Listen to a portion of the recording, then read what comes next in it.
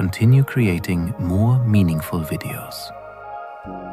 Right now, something almost impossible to imagine is heading our way. Not an asteroid, not a comet, an entire galaxy. Andromeda Galaxy, containing roughly 1 trillion stars, is moving directly toward the Milky Way.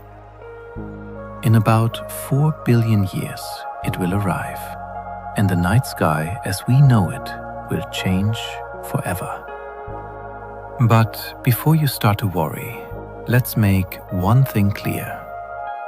This is not the kind of collision you might picture.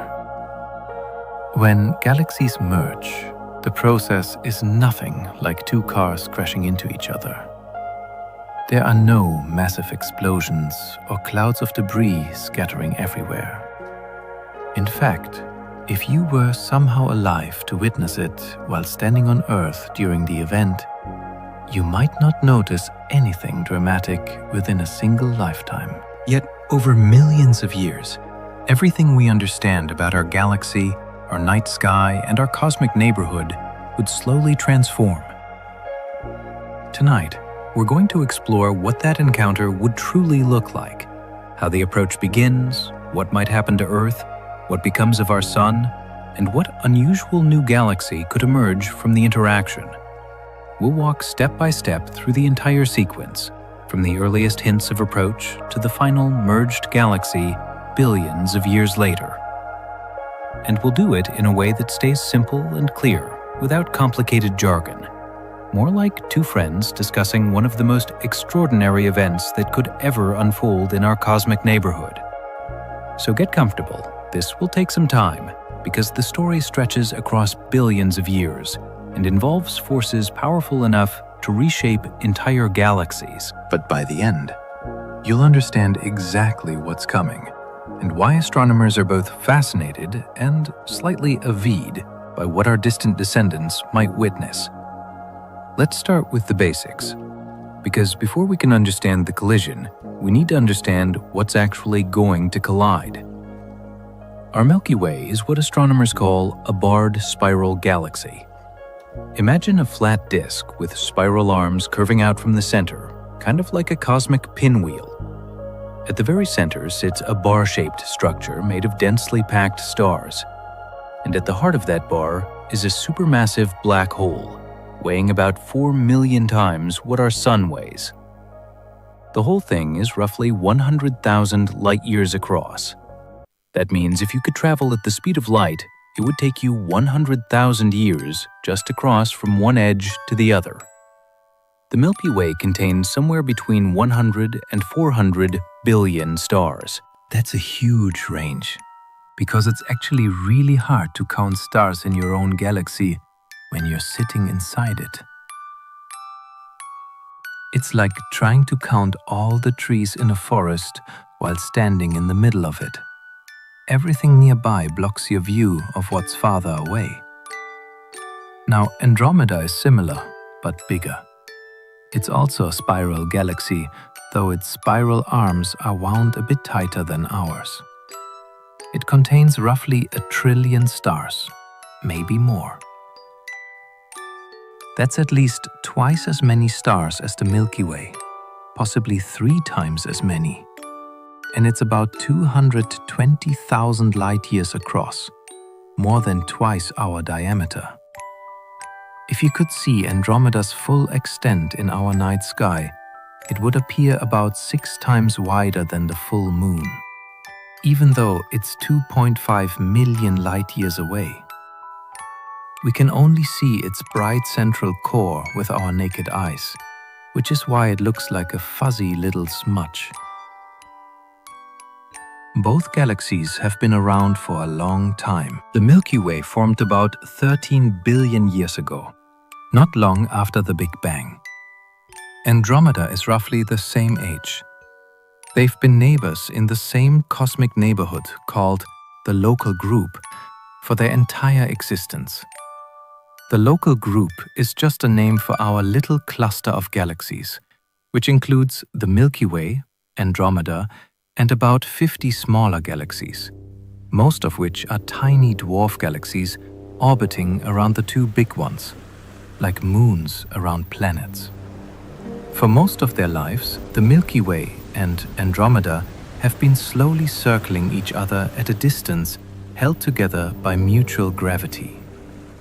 But here's the thing about gravity. It never stops pulling.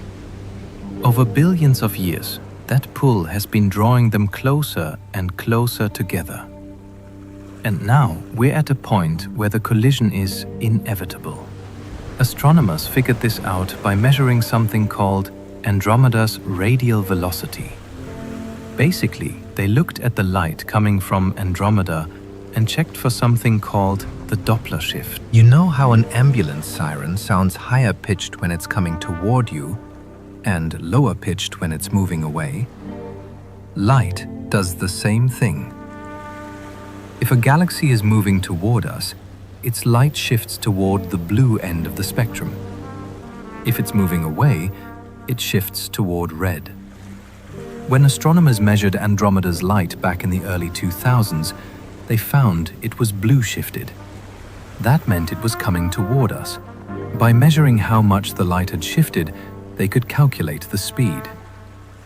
About 250,000 miles per hour, or roughly 110 kilometers per second. That might sound insanely fast, and it is by human standards. But in cosmic terms, where distances are measured in millions of light years, it's actually a pretty leisurely pace. The collision isn't going to happen tomorrow. Current estimates put it at roughly 4 to 4.5 billion years from now. That's about the same age as the Earth itself. So, if Earth had a twin that was born today, by the time that twin planet was as old as Earth is now, the collision would just be starting. But here's something interesting. Even though the galaxies are approaching, the actual merger will take much longer than you'd think. When they finally meet, they won't just slam together and stick.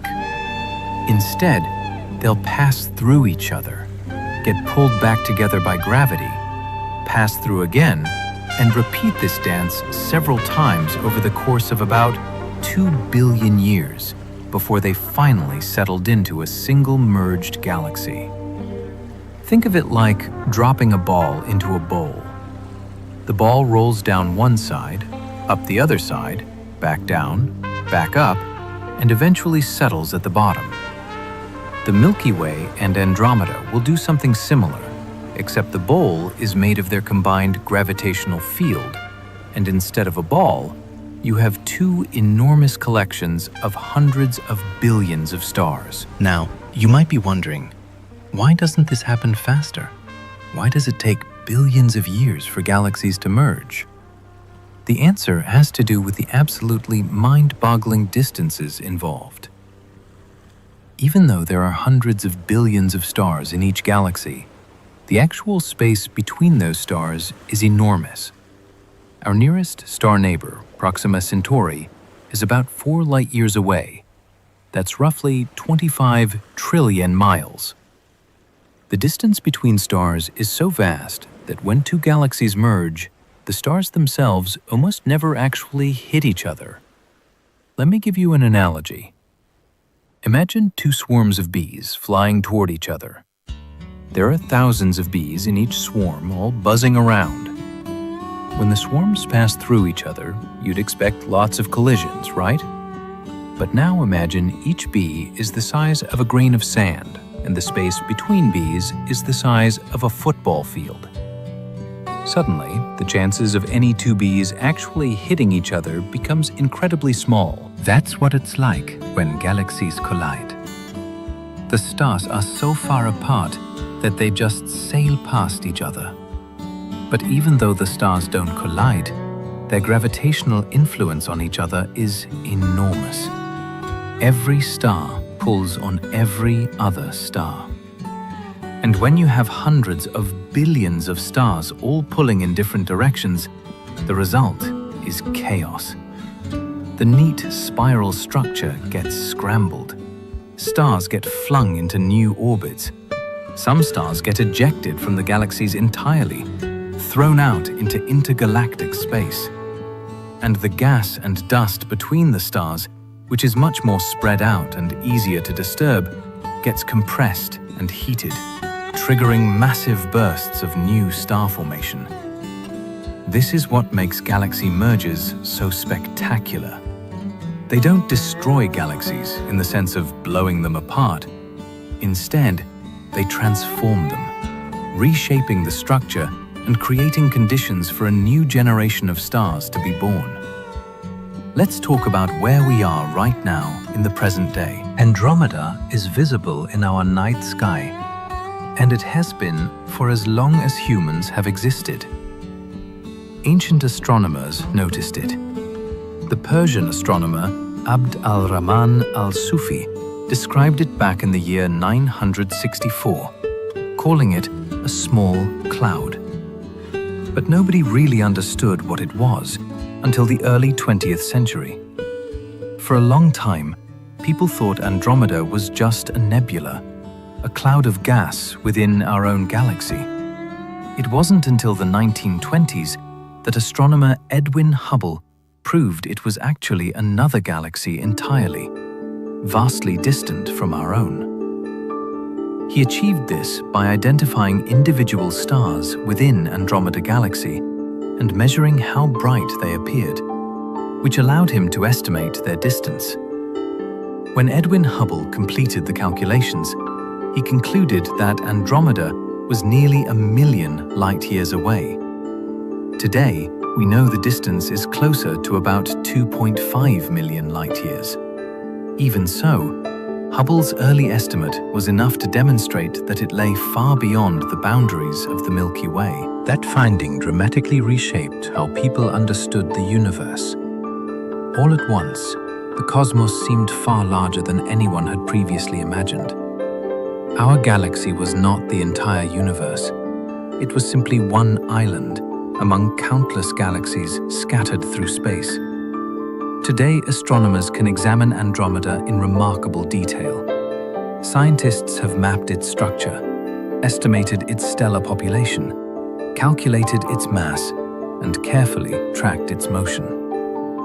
We now know that it has at least 14 satellite galaxies orbiting around it, small dwarf systems held in place by Andromeda's gravity, much like the Large Magellanic Cloud and Small Magellanic Cloud orbit the Milky Way. We also understand that Andromeda has experienced a turbulent past. Studies of its stellar populations suggest it has already swallowed several smaller galaxies during its lifetime. Evidence of this history can actually be seen in how its stars are distributed. Streams and shell-like structures appear in Andromeda's outer regions, remnants left behind when dwarf galaxies wandered too close and were torn apart by powerful tidal forces. In a way, Andromeda has been rehearsing for its future merger with us. The Milky Way has gone through a similar story as well. We've consumed dozens of smaller galaxies over our lifetime. The Sagittarius Dwarf Elliptical Galaxy is currently being torn apart as we speak. Its stars scattered in long streams that wrap completely around our galaxy. In a few billion years, there won't be a Sagittarius dwarf anymore. It'll be completely absorbed, its stars indistinguishable from the rest of the Milky Way. So, both galaxies are experienced at this. The merger with each other will be different though, because this time we're dealing with two galaxies of comparable size. When a large galaxy eats a small one, the large galaxy barely notices. It's like an ocean absorbing a river. But when two large galaxies merge, it's more like two rivers of equal size joining together. Both are transformed in the process. Let's step back and ask a more fundamental question. Why do galaxies merge at all? What causes them to fall together? The simple answer is gravity. Gravity is always attractive. always pulling things together. Any two objects with mass will attract each other. The more massive the objects and the closer they are, the stronger the attraction. When the universe was young, it was filled with small clumps of dark matter and gas. These clumps attracted each other through gravity, gradually growing larger. Over hundreds of millions of years, they grew into the first galaxies. These early galaxies were small and chaotic, not at all like the neat spiral galaxies we see today. As the universe continued to expand and evolve, these small galaxies began to merge with each other. Larger galaxies formed from the merger of smaller ones. This process continued for billions of years, and it's still happening today. Most of the large galaxies we see, including the Milky Way and Andromeda, are the result of many smaller galaxies merging together over cosmic time. But here's where it gets interesting. The universe is expanding, and that expansion is accelerating. You'd think this would prevent galaxies from merging, right? If space itself is stretching, shouldn't galaxies be getting farther apart? That's true on large scales. Distant galaxies are indeed moving away from us, carried by the expansion of space. But on smaller scales, within galaxy groups and clusters, gravity can overcome the expansion. The local group is one of these regions. The Milky Way and Andromeda are close enough and massive enough that their mutual gravity is stronger than the expansion of space trying to push them apart. So, they're falling together, and they have been for billions of years. Initially, they might have been moving apart with the expansion of the universe, but at some point, their mutual gravity took over and reversed their motion.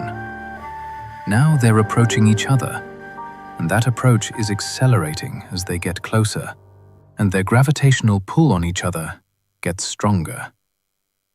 The timing of the collision depends on several factors. How fast are they approaching? What are their exact masses? What's the distribution of dark matter in their halos? Are there any smaller galaxies that might affect their trajectories? Astronomers have to account for all of these factors when they calculate when the collision will happen. The most recent studies using data from the Hubble Space Telescope and the GIA satellite suggest the collision will begin in about 4 billion years. But there's some uncertainty in that number. It could be as soon as 3.5 billion years, or as late as 5 billion years. The exact timing depends on factors we're still working to measure precisely. So let's fast forward. It's 4 billion years from now, give or take a few 100 million years. By this time, Earth has changed dramatically, though not because of the approaching galaxy. The sun has been slowly getting brighter and hotter throughout its life, and by now, it's about 40% more luminous than it is today. This has made Earth considerably hotter. The oceans may have already started to evaporate, and if any life still exists on the surface, it's probably clinging to survival in the polar regions or deep underground.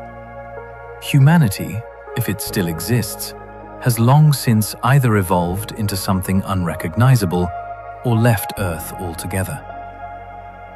Maybe we've colonized other planets in the solar system, or maybe we've built habitats in space, or maybe we're extinct, having been replaced by whatever came after us, or having left no successor at all. For the purposes of this story, let's assume some form of intelligent life exists somewhere in the solar system, with telescopes and sensors capable of watching what's about to unfold.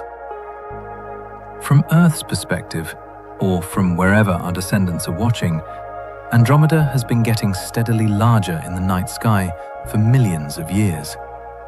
Remember, today it looks like a small, fuzzy patch. You can see it with your naked eye if you're in a dark location, but it's not particularly impressive. It's in the constellation Andromeda, hence the name, and it's been a fixture of the northern sky for as long as humans have been looking up. But now, 4 billion years later, it dominates the sky. Instead of a small smudge, it stretches across a significant portion of the heavens. Its spiral structure is clearly visible even without telescopes. You can see the bright central bulge surrounded by the sweeping spiral arms, dotted with bright blue regions where young, hot stars are forming. The entire galaxy has a faint glow from the billions of older, cooler stars that make up most of its mass, and it's growing larger every year. Not quickly enough to notice from one night to the next, but if you could compare the sky from one decade to the next, the difference would be obvious. Andromeda is getting closer. At this stage, even though the galaxies are still millions of light years apart, they're already beginning to influence each other. The gravitational pull between them is starting to distort their shapes. The Milky Way and Andromeda are both starting to develop tidal tails, long streams of stars pulled out by the other galaxy's gravity. Think of it like how the moon pulls on Earth's oceans, creating tides. The same principle applies here, except instead of water, it's stars and gas being pulled. These tidal tails are the first visible sign that the merger has begun. They're not dramatic yet, just slight distortions in the outer edges of each galaxy. But they're growing, and over the next few 100 million years, they'll become more and more pronounced. Inside the Milky Way, things are still fairly normal. The Sun continues its orbit around the galactic center, taking about 225 million years to complete one loop. We're currently about 26,000 light-years from the center in a relatively calm region between spiral arms. This region is sometimes called the Orion Spur, or the local arm, and it's been a safe, stable place for the solar system to exist for the past 4.6 billion years. But that stability is about to change. As Andromeda draws closer, its gravitational influence begins to affect the orbits of stars throughout the Milky Way. The changes are subtle at first. A star's orbit might become slightly more elliptical, or its path might tilt a bit relative to the galactic plane. But these small changes add up over time, and as Andromeda gets closer, the disruptions become more severe. The gas clouds between the stars are affected even more dramatically. These clouds are much less dense than stars, so they respond more quickly to gravitational disturbances. As Andromeda's gravity pulls on the Milky Way's gas, it compresses some regions and stretches others. In the compressed regions, the gas becomes dense enough for gravity to take over, and new stars begin to form. This is the beginning of what astronomers call a starburst, a period of intense star formation triggered by the merger. Starbursts are common in colliding galaxies. When two galaxies interact, their gas clouds collide and compression leads to star formation. The result is that colliding galaxies often have much higher rates of star formation than isolated galaxies. From our vantage point, watching all this happen, we'd start to see new, bright blue regions appearing throughout both galaxies. These are clusters of young, massive stars, the kind that burn hot and bright. They're short-lived by stellar standards, lasting only a few million years before exploding as supernovas. But they're incredibly luminous while they're around. Their formation is a clear sign that the merger is underway. Let's take a moment to understand what's actually happening when these tidal tails form. It's a beautiful example of how gravity works on cosmic scales. Gravity gets weaker with distance. The farther you are from a massive object, the less pull you feel. This is described by Newton's inverse square law. Double the distance, and the gravitational force becomes 4 times weaker. Triple the distance, and it becomes 9 times weaker. Now imagine you're a star on the edge of the Milky Way that's closest to Andromeda. You feel a certain gravitational pull from Andromeda, but a star on the opposite edge of the Milky Way, the side farthest from Andromeda, is farther away and feels a weaker pull. This difference in gravitational force across the galaxy is what creates tidal forces. The stars closest to Andromeda get pulled harder than the stars farther away. This stretches the galaxy, elongating it toward Andromeda. At the same time, the stars on the far side, feeling less pull, start to lag behind. They form a tail stretching away from Andromeda. The same thing happens to Andromeda. It gets stretched by the Milky Way's gravity, forming its own tidal tails. As the galaxies approach, these tails grow longer and more prominent, eventually stretching for hundreds of thousands of light years. But here's something counterintuitive. The tidal tails don't point directly toward or away from the other galaxy. They curve, forming graceful arcs through space. This happens because the galaxies aren't just pulling on each other. They're also rotating. Each galaxy is spinning, completing one rotation every few 100 million years. As they pull on each other, the rotation causes the tidal tails to curve like water spiraling down a drain. Computer simulations of galaxy merges show these curved tidal tails forming naturally. The simulations track the motion of millions of particles, each one representing a clump of stars or dark matter, and calculate how gravity affects each particle's trajectory. When you run these simulations for billions of simulated years, you see the tidal tails emerge, grow, and eventually wrap around the merging galaxies in complex patterns. These simulations have been refined over decades. In the 1970s and 80s, astronomers ran simple simulations with just a few thousand particles. Today, using modern supercomputers, scientists can model galaxy mergers with billions of simulated particles, following not only the stars, but also gas and dark matter. These sophisticated simulations have revealed a tremendous amount about the way galaxies combine and reshape themselves. Now let's move forward another few 100 million years. Andromeda Galaxy now occupies an enormous portion of the sky. Its spiral arms appear stretched and warped, no longer the tidy structure they once displayed. The same transformation is happening to the Milky Way. Both galaxies have grown long tidal tails extending outward into space, each tail carrying millions of stars pulled away from the central body of its parent galaxy. At last, the outer regions of the two galaxies begin to overlap. This marks the moment of first contact, when stars belonging to one galaxy start entering the region occupied by the other. There is no sharp dividing line. Galaxies do not end the way a table or wall does.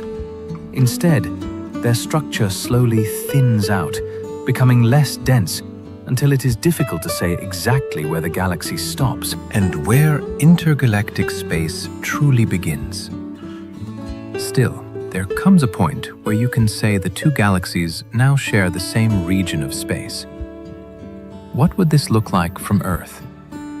Assuming our planet remains habitable, which by then is uncertain, the night sky would be extraordinary.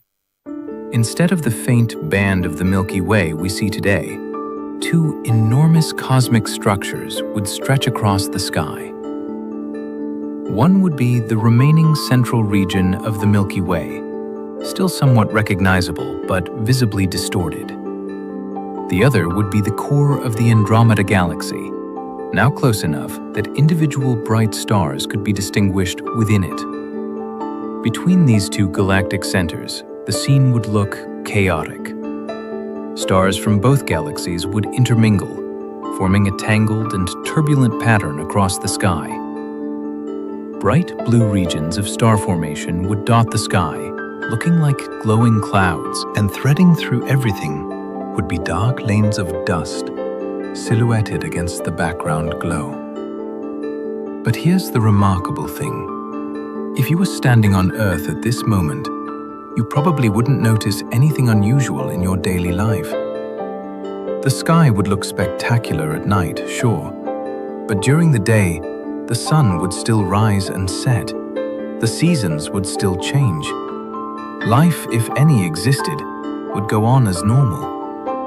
That's because even though the galaxies are colliding, the distances between individual stars are still enormous. The nearest stars from Andromeda are still many light years away. There's no immediate danger of a collision with another star, no radiation surge, no gravitational disruption of Earth's orbit, just a slowly changing night sky. However, not everything is calm. The galaxy as a whole is beginning to feel the effects. The Sun's orbit around the galactic center, which has been stable for billions of years, is now changing. Andromeda's gravity is pulling on everything in the Milky Way, and the result is that orbits are becoming more chaotic. Some stars are being pulled toward Andromeda, others are being flung outward away from both galaxies, and some, including possibly our Sun, are simply having their orbits scrambled, sent into new paths that are more elliptical, more tilted, or more erratic than before. This orbital scrambling is one of the main effects of a galaxy merger. Before the collision, most stars in a spiral galaxy follow fairly circular orbits around the galactic center, all moving in roughly the same plane. This organized motion is what creates and maintains the spiral structure. But when you add the gravitational influence of another galaxy, that organization breaks down. Stars get kicked into new orbits that are more random, more three-dimensional. The neat, flat disk puffs up into a more spherical shape. This is actually how elliptical galaxies form. When two spiral galaxies merge, the result is almost always an elliptical galaxy, a roughly sphere-shaped collection of stars with no spiral arms and no organized rotation. The stars are just moving in random directions, held together by their mutual gravity. It's like taking two orderly marching bands and having them walk through each other. Afterward, you don't have two marching bands anymore. You just have a crowd milling around. Now, let's talk about what happens to individual star systems during this phase. We've established that direct collisions between stars are incredibly rare. But that doesn't mean star systems are unaffected. One of the biggest risks comes from the Oort cloud. This is a vast spherical shell of icy bodies surrounding our solar system, extending about 1 light-year from the Sun. These are comets, billions of them, leftovers from the formation of the solar system. They're barely held by the Sun's gravity, sitting in a delicate balance. When another star passes relatively nearby, say within a few light years, its gravity can disturb these comets. Some get knocked into new orbits that send them plunging toward the inner solar system. This increases the rate of comet impacts on the planet, including Earth. Normally, the Oort cloud sends a few comets into the inner solar system every million years or so. But during a galaxy merger, when the density of nearby stars increases, this rate could go up significantly. Instead of a few comets per million years, you might see dozens or hundreds. For any planets with life, this could be catastrophic. A large comet impact can cause mass extinctions, destroy ecosystems, and fundamentally alter a planet's climate. This is actually one of the more plausible ways the merger could directly affect life. Not through stellar collisions, which are essentially impossible, but through an increased bombardment of comets stirred up by passing stars. There's also the issue of radiation. During the starburst phase, when massive stars are forming at an accelerated rate, the overall level of radiation in the galaxy increases. These massive stars emit intense ultraviolet radiation, and when they die, they explode as supernovas, releasing even more radiation in the form of X-rays and gamma rays. If a supernova occurs within a few dozen light-years of Earth, it could be dangerous. The radiation could strip away part of our atmosphere, particularly the ozone layer that protects us from ultraviolet radiation.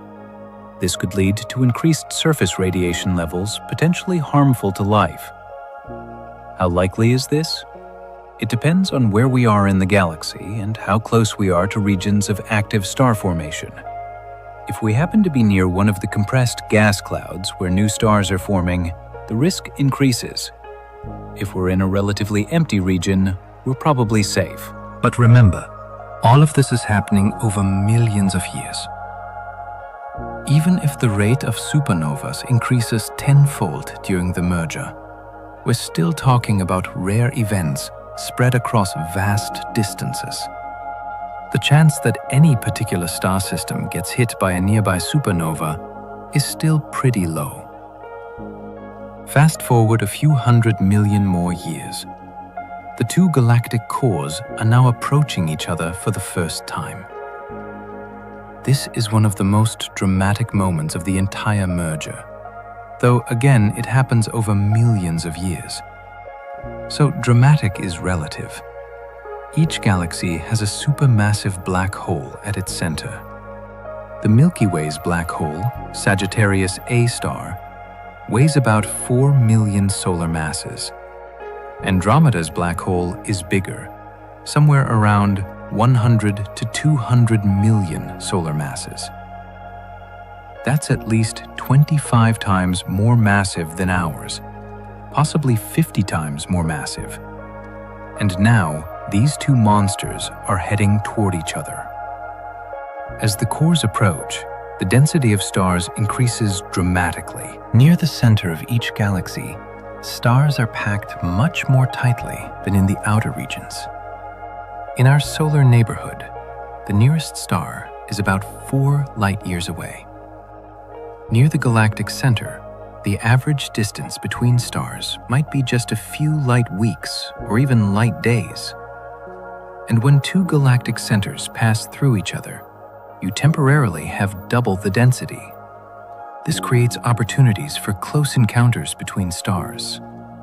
While direct collisions are still rare, stars can pass close enough to each other that their gravitational influence becomes significant. A star might have its orbit drastically altered by a close pass with another star. Or if a star has planets, those planets might be disturbed or even stripped away by the gravity of a passing star. For our solar system, this is one of the most dangerous moments of the entire merger. If we're unlucky enough to be near the cores during this passage, there's a small but real chance that a close encounter with another star could disrupt the orbits of the planets. Jupiter might be knocked into a different orbit. Earth might be pushed closer to the Sun or farther away. In a worst-case scenario, Earth could be ejected from the solar system entirely, sent wandering into interstellar space. But let's put that risk in perspective.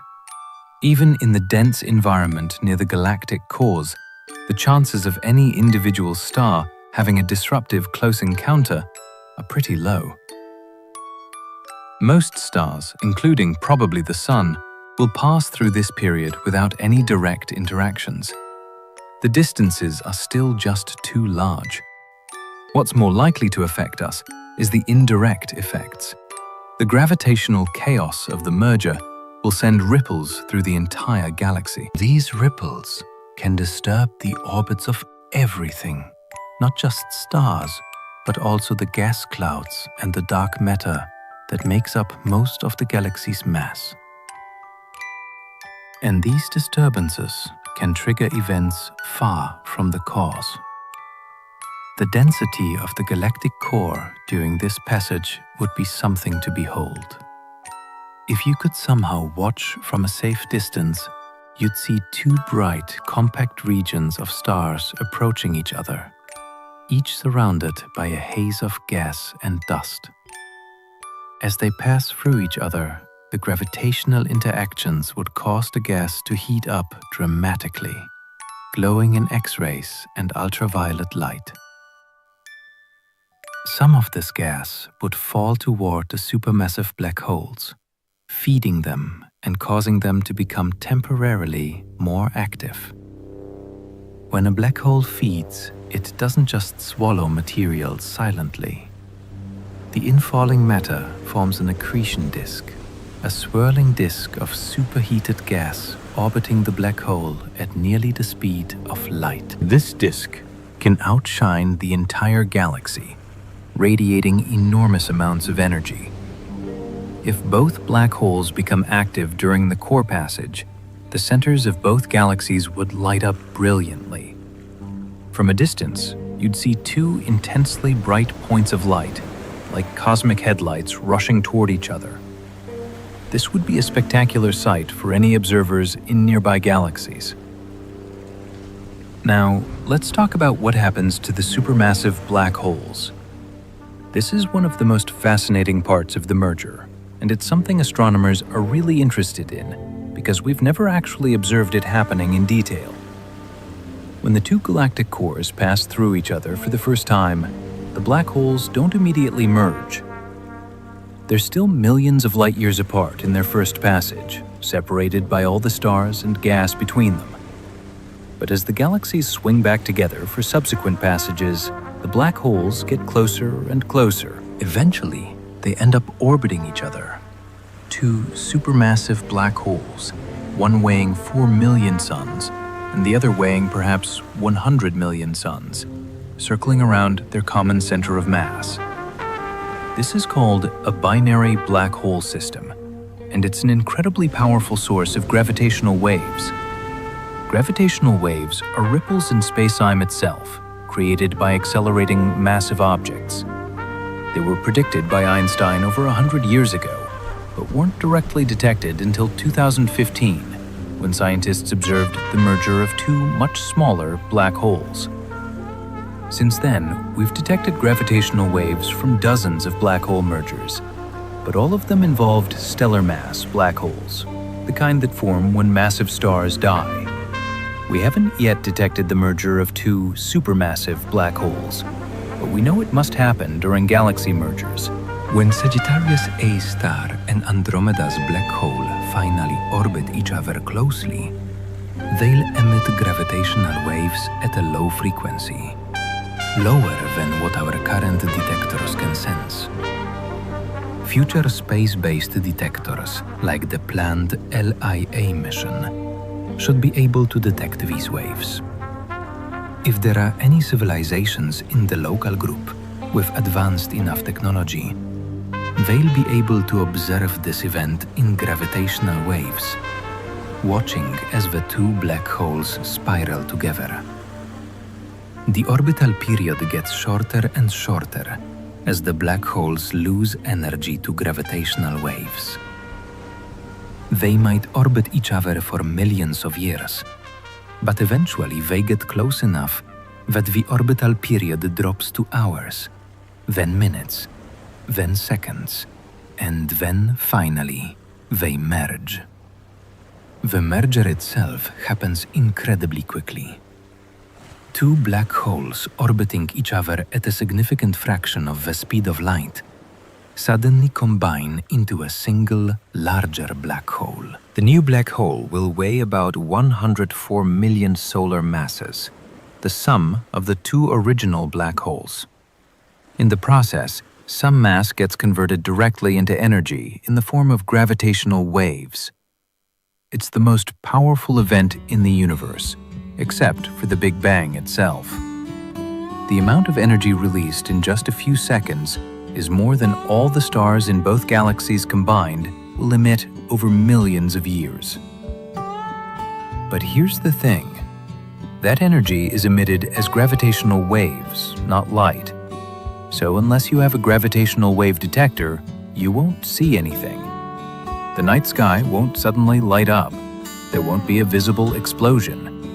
The black holes will just quietly merge, shaking the fabric of space-time, but not creating any visible display. After the merger, the new black hole will likely receive a kick, a recoil effect from the asymmetric emission of gravitational waves. This kick can be powerful enough to send the black hole moving through the galaxy at hundreds or even thousands of miles per second. Eventually, it will settle down at the center of the new merged galaxy. But for a while, it might wander. This wandering supermassive black hole is another potential hazard. Though again, the chances of it coming anywhere near any individual star system are vanishingly small. Space is just too big. But if it did pass close to a star, it would be catastrophic. The black hole's immense gravity would tear the star apart, creating a spectacular tidal disruption event that would briefly outshine the entire galaxy. The kick velocity depends on the spins and masses of the two black holes. If they're spinning in the same direction and their spins are aligned, the kick is relatively small. If they're spinning in opposite directions or at odd angles, the kick can be much larger. Computer simulations suggest kicks of up to several thousand milliseconds are possible. A black hole moving at these tremendous speeds would require millions of years to slow down and settle near the galactic center. During that long journey, it would travel through the galaxy, occasionally passing near stars and clouds of gas. Any star that wandered too close could be captured or torn apart, gradually increasing the black hole's mass. After the first encounter, the two galaxies do not simply remain together. They are moving far too quickly for that. Instead, they pass one another, carried apart by their own momentum, and then slowly lose speed before swinging back for another close approach. This occurs because they have not yet lost enough energy. The motion is similar to the swinging spheres in a Newton's cradle. They continue this back and forth movement several times before eventually settling into a single system. Each pass lasts hundreds of millions of years. The galaxies move outward to enormous distances, tens of thousands of light years apart, and then gradually curve back together again. With every pass, however, they lose a little more energy. This happens through a process known as dynamical friction. Dynamical friction may sound complicated, but the basic idea is straightforward. When a very massive object travels through a swarm of smaller objects, its gravity pulls on them, and they pull back in return. That interaction slows the massive object down, transforming its forward motion into the random movement of the smaller surrounding bodies. In the case of merging galaxies, the massive objects are the dense cores of each galaxy, and the smaller objects are the stars and dark matter in the outskirts. With each passage, dynamical friction saps energy from the galaxy's orbit, making their next swing less energetic. They don't fly apart as far. They come back together more quickly, and the encounters become more violent, with more gravitational disruption, more tidal stretching, more star formation. By the second or third pass, the galaxy's original structures are almost completely destroyed. The spiral arms are gone, shredded by tidal forces. Stars are scattered throughout a huge volume of space, their orbits randomized. The gas and dust have been compressed and heated in multiple rounds of collisions, triggering waves of star formation. The night sky, if anyone is still around to watch, would be a chaotic mess of bright stars, glowing gas clouds, and dark dust lanes constantly changing as structures form and dissolve. During this phase, our solar system's fate becomes clearer. If we've made it this far without any close encounters, we're probably going to be okay. But our location in the final galaxy will be determined by chance and by the exact details of how the merger unfolds. Some stars get thrown into the outer reaches of the merging system, ending up in what will become the halo of the new galaxy.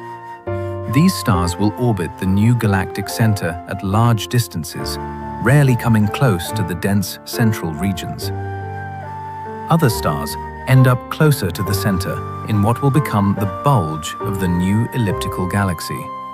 And some stars, perhaps a few percent of the total, get ejected entirely, thrown out of the galaxy altogether into intergalactic space.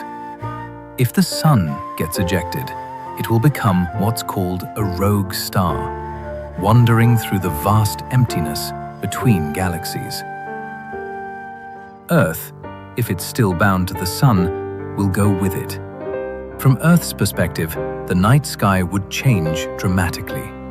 Instead of being inside a galaxy surrounded by stars and the glow of the galactic plane, we'd be in darkness. The new merged galaxy would be visible as a bright smudge in the distance, slowly receding. And beyond that, just the distant points of light from other galaxies in the local group, and eventually nothing but the cosmic microwave background, the faint glow left over from the Big Bang. But this is an unlikely fate. Most stars remain bound to the new galaxy. The Sun, if it survives as a star at all, will probably end up somewhere in the new galaxy's structure, possibly in the halo, possibly in the bulge, depending on the exact trajectory it follows during the merger.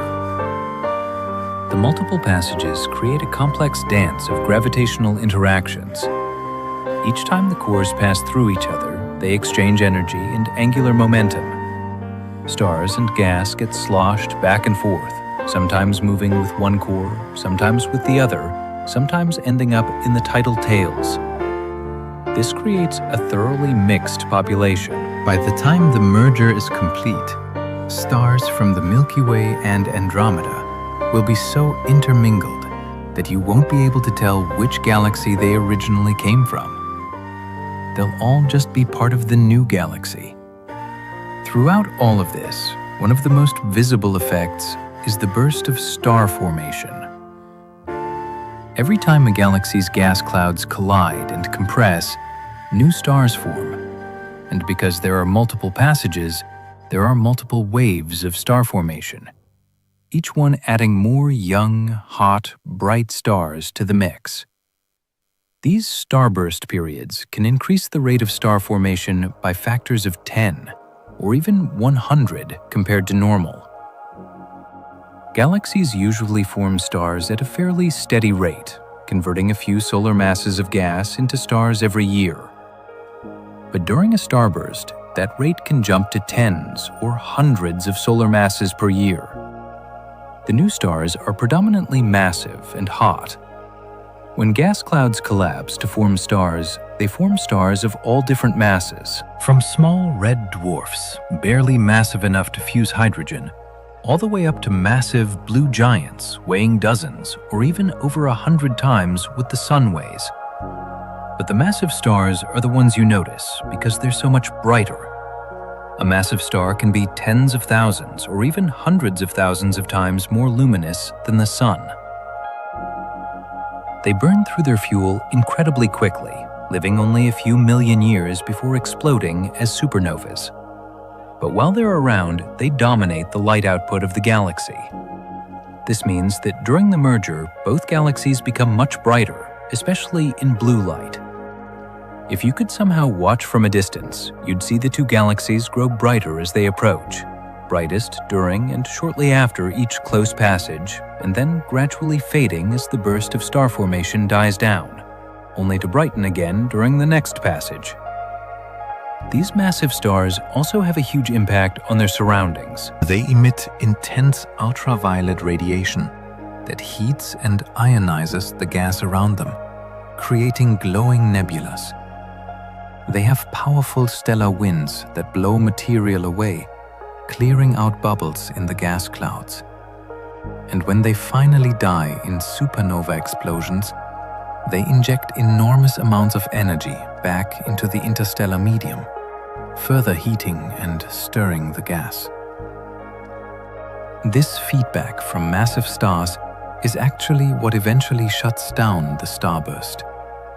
After enough supernovas have gone off, the gas becomes so hot and turbulent that it can no longer collapse to form new stars. The starburst ends, and star formation drops back to a lower, more sustainable rate. For any planets in the vicinity of these starbursts, the environment becomes much harsher. The ultraviolet radiation from massive stars can strip away planetary atmospheres. Supernova explosions, if they occur close enough, can bathe planets in deadly radiation. This is another way the merger could affect life, not through direct collisions or gravitational disruptions, but through the increased radiation from all the new massive stars and their subsequent supernovas. On the other hand, this burst of star formation also creates new opportunities. New stars mean new planetary systems. If any of those planets are in the right place with the right conditions, they could potentially develop life. So while the merger might be dangerous for existing life, it also sees the galaxy with new possibilities. The starburst regions would be incredible to observe. Imagine vast nebulas glowing in brilliant reds and blues, lit from within by clusters of newborn stars. Some of these nebulas would span hundreds of light years, containing enough material to make millions of stars. They'd be visible from across the galaxy, beacons of creation amid the chaos of the merger. Within these nebulas, you'd see dark pillars and columns, regions where dense gas is resisting the erosive effects of stellar winds and radiation. These pillars are stellar nurseries, places where the next generation of stars is still forming. They're similar to the famous pillars of creation in the Eagle Nebula, but much larger and more numerous. Let's dig into what's actually happening inside these star-forming regions, because it's a beautiful example of how the universe creates complexity from simplicity. When two gas clouds collide during the merger, they don't just bounce off each other, they interpenetrate, mixing together. The collision compresses the gas, increasing its density. When gas gets dense enough and cold enough, gravity can pull it together into clumps. These clumps continue to collapse, getting denser and hotter until eventually the core becomes hot enough for nuclear fusion to ignite. That's when a star is born. But not all of the gas becomes stars. A lot of it gets heated by the newly formed stars and blown away. This is where stellar feedback comes in. The radiation and winds from hot, young stars heats the surrounding gas, creating pressure that resists further collapse. This is why star formation is relatively inefficient. Only a small fraction of the available gas actually ends up in stars. The composition of the gas matters too. The gas in both the Milky Way and Andromeda has been enriched with heavy elements from billions of years of stellar evolution. Every star that's lived and died has added to this enrichment. Supernovas are particularly important because they create elements heavier than iron and scatter them into space. This enriched gas is what allows rocky planets to form. In the early universe, shortly after the Big Bang, the only elements that existed were hydrogen, helium, and trace amounts of lithium. You can't make planets out of just those elements. You need heavier elements: carbon, oxygen, silicon, iron. These elements are created in stars and scattered by supernovas. By the time of the merger, both galaxies have been making stars for 13 billion years. The gas in both galaxies is thoroughly enriched with heavy elements. Any new stars that form during the merger will have this enriched composition, and they'll be able to form rocky planets just like Earth. In fact, the composition might be even richer than what we have today. The burst of supernovas during the starburst will inject fresh batches of heavy elements into the gas. The next generation of stars will incorporate this material, becoming even more metal-rich than current stars. This has implications for planet formation. A higher abundance of heavy elements, what astronomers call metals, means more rocky material available for building planets. It could also mean larger rocky worlds, or a greater number of them. The planetary systems that form during and after the merger might look very different from the ones we observe today. After several passes, each weaker than the one before, the two galaxies eventually begin to settle. They no longer possess enough energy to separate again. Instead, they remain bound together, slowly mixing and stirring as they spiral toward a shared center. This last stage lasts several 100 million years. The dense cores of the Milky Way and the Andromeda Galaxy drift toward each other through a vast sea of stars, gradually losing energy through dynamical friction. In time, the cores merge at the center, and the newly formed galaxy settles into equilibrium. What emerges is no longer the Milky Way or Andromeda. It becomes an entirely new galaxy, sometimes playfully referred to as Milkomeda. This new system is expected to be an elliptical galaxy, meaning it lacks spiral arms or a flat disk structure, and instead forms a roughly spherical cloud of stars. The stars move along many different paths, rather than orbiting together within a single plane. Very little gas remains available for forming new stars, because much of it was consumed during the earlier bursts of star formation, or heated and expelled by powerful supernova explosions. The resulting galaxy will be larger than either of the originals. It will contain the combined stellar populations of the Milky Way and Andromeda, perhaps around 1 trillion stars, or even more. Its size is harder to define, because elliptical galaxies don't have sharp edges, but it probably extends for a few 100,000 light-years. At the center sits the merged supermassive black hole, weighing around 100 million solar masses. It's now the gravitational anchor of the new galaxy, and all trillion stars orbit around it, though from such large distances that its gravitational influence on any individual star is negligible. After several passages, each one less energetic than the last, the two galaxies finally settle down. They no longer have enough energy to swing apart again. Instead, they're locked together, slowly mixing and stirring as they spiral toward a common center. This final phase takes several 100 million years. The two dense cores sink toward each other through a sea of stars, losing energy through dynamical friction.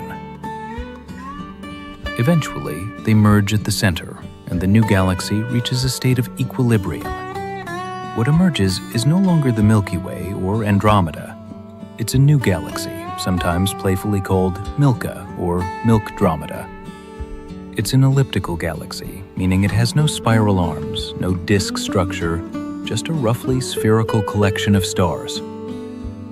The stars orbit in random directions rather than all moving in the same plane. There's little gas left for star formation because most of it was either consumed during the starburst or heated and blown out of the galaxy by supernova explosions.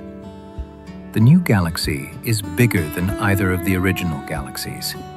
It contains all the stars from both the Milky Way and Andromeda, somewhere around 1 trillion stars or more.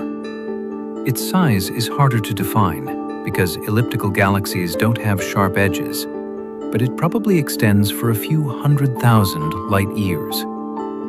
At the center sits the merged supermassive black hole, weighing around 100 million solar masses. It's now the gravitational anchor of the new galaxy, and all trillion stars orbit around it, though from such large distances that its gravitational influence on any individual star is negligible. The night sky, viewed from anywhere in this new galaxy, would look very different from what we see today. There would be no Milky Way band crossing the sky because we're no longer in a disk. Instead, the sky would be more uniformly filled with stars, though still with variations in density depending on where you are in the galaxy. If you're near the center in the dense bulge region, the sky would be crowded with stars, many of them old and reddish. If you're in the outer halo, stars would be more sparse, and the main feature would be the glow from the distant central regions. And there would be far fewer young blue stars than there were during the merger. Without much gas left, star formation drops to very low levels. The galaxy becomes dominated by old, long-lived stars, slowly evolving and eventually dying without being replaced. Over tens of billions of years, Milky will gradually fade as its stars burn out one by one. The shape of the new galaxy would be roughly ellipsoidal, possibly with some rotation, but nothing like the organized rotation of the original spirals. There might be some residual structure, shells, and ripples in the distribution of stars, echoes of the merger that will persist for billions of years. But the dominant feature would be the smooth, roughly spherical distribution of old stars. Elliptical galaxies are common in the universe, especially in galaxy clusters. Most of them probably form through mergers, just like Milky will. They're the end state of spiral galaxy evolution, at least in regions where mergers are common. Throughout this entire story, I've mentioned Earth almost as an afterthought. That's because from the galaxy's perspective, Earth is completely insignificant. It's one tiny planet orbiting one ordinary star among hundreds of billions.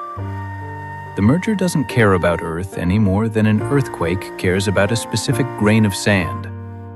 But for us, obviously, Earth is important. So, what actually happens to it?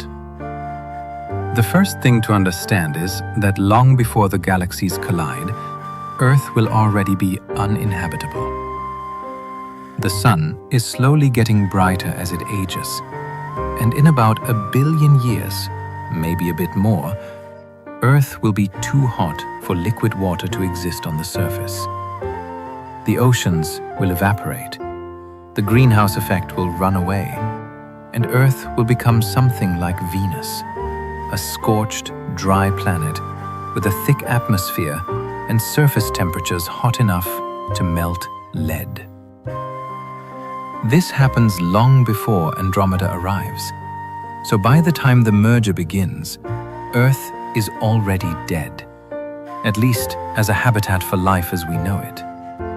Any intelligent life that originated on Earth will either be extinct or will have moved elsewhere, maybe to Mars after terraforming it, or to habitats in the outer solar system, or to other star systems entirely. But let's assume Earth still exists as a physical object, and ask what happens to it during the merger. The most likely answer is not much. The Sun will continue to orbit within the new galaxy, following whatever path the gravitational chaos of the merger puts it on. Earth will continue to orbit the Sun, because the forces involved in the merger, while enormous on galactic scales, are too weak and too gradual to significantly affect the orbits of planets around their stars. There is a small chance of a close encounter with another star. If another star passes within a light year or so of the Sun, it could potentially disrupt the orbits of the outer planets. Pluto might get ejected, or Neptune might get knocked into a different orbit. But the inner planets, including Earth, are held much more tightly by the Sun's gravity and would probably be unaffected. There's an even smaller chance of a very close encounter, one that brings another star within the solar system itself, inside the orbit of the outer planets. This could be catastrophic, potentially stripping away planets or sending them into new orbits. But the chances of this happening are extremely low, well under 1%, even during the most chaotic phases of the merger. The Sun itself will still be a star at this point, though an old one. About 4 billion years from now, the Sun will be nearing the end of its main sequence lifetime. It's currently about halfway through its 10 billion year lifespan as a stable hydrogen-fusing star. By the time Andromeda arrives, it will be perhaps 8 to 8.5 billion years old, getting close to the point where it runs out of hydrogen in its core. Within another billion years or so after the merger, the Sun will begin its transformation into a red giant. Its core will contract and heat up, while its outer layers will expand enormously. It will swell to perhaps 100 times its current diameter, large enough to swallow Mercury and Venus, and possibly Earth as well. Even if Earth isn't directly consumed, it will be heated to the point where the surface melts. This fate awaits the Sun regardless of the merger. The collision with Andromeda doesn't change the Sun's internal evolution. It's a star of a certain mass, and stars of that mass always follow the same basic life cycle. The merger might change where the Sun ends up in the galaxy, and it might slightly affect the environment around the Sun, but it doesn't change the Sun's destiny. So the final answer is that Earth, if it physically survives, will end up somewhere in the Milky Way Galaxy, still orbiting an aging Sun that's about to become a red giant. By that time, Earth will have been lifeless for billions of years, its oceans long gone, its atmosphere stripped or transformed beyond recognition. The galaxy around it will have changed completely, but Earth itself will have been much more affected by the simple passage of time and the aging of its star than by the dramatic merger happening around it. Let's briefly consider the fate of the other planets in our solar system, because they're all part of this story too. Mercury and Venus are doomed regardless of the merger. When the Sun becomes a red giant, both planets will almost certainly be engulfed and vaporized. They're close enough to the Sun that even the expansion of its outer layers will reach them.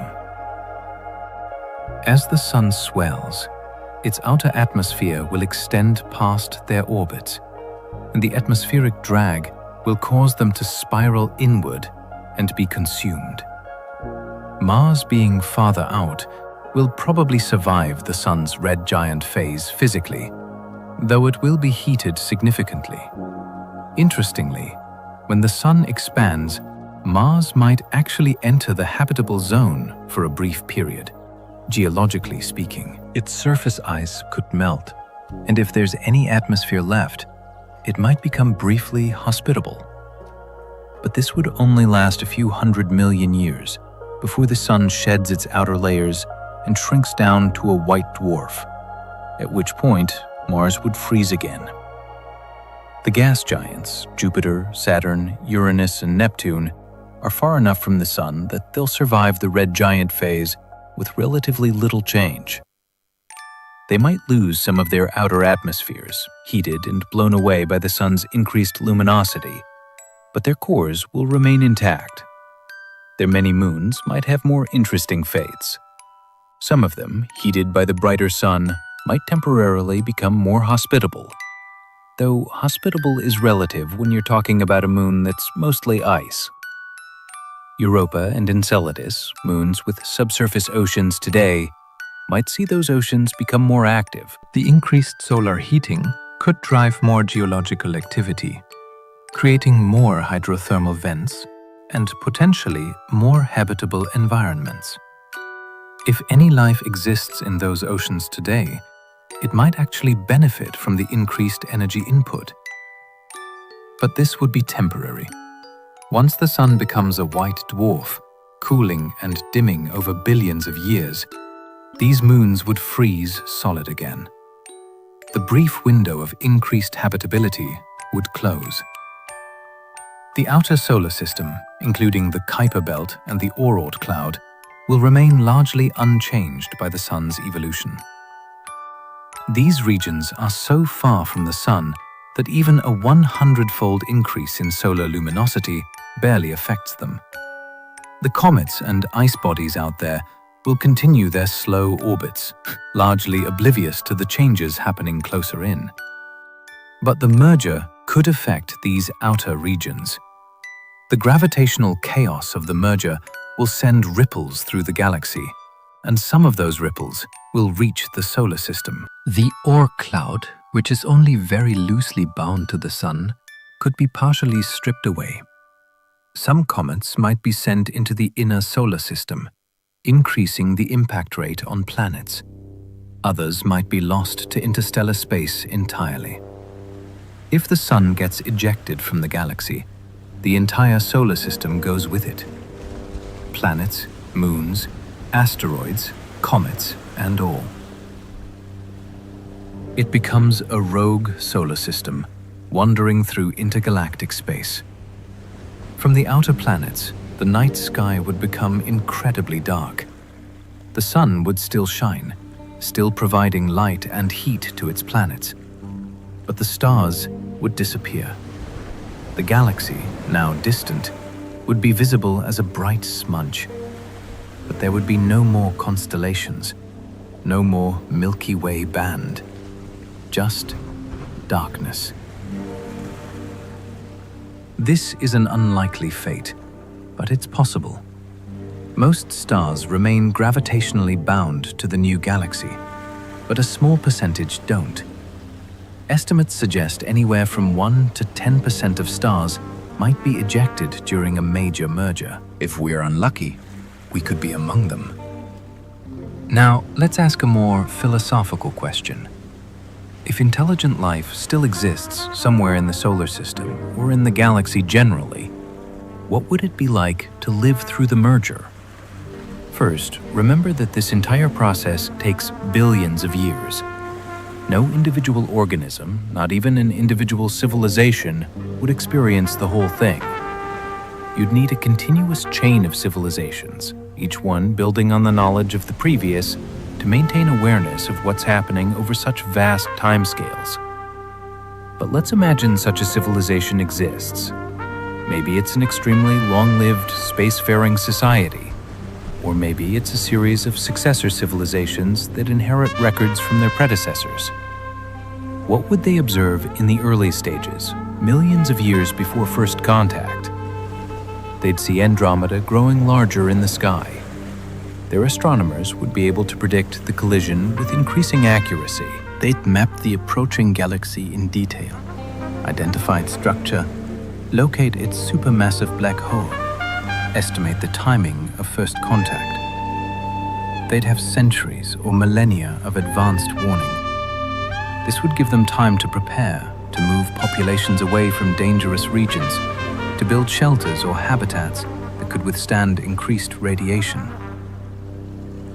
A sufficiently advanced civilization could essentially evacuate entire regions of the galaxy that were expected to be particularly affected. As the galaxies draw closer, they'd see the tidal distortions begin. Long streams of stars pulled from each galaxy would become visible. The rate of supernova explosions in both galaxies would increase as the starburst began. The night sky would gradually brighten and become more chaotic. During the actual passages, assuming they had telescopes and sensors scattered throughout the region, they'd observe vast structures in motion, spiral arms being torn apart, gas clouds colliding and igniting into new star-forming regions, the galactic cores approaching each other.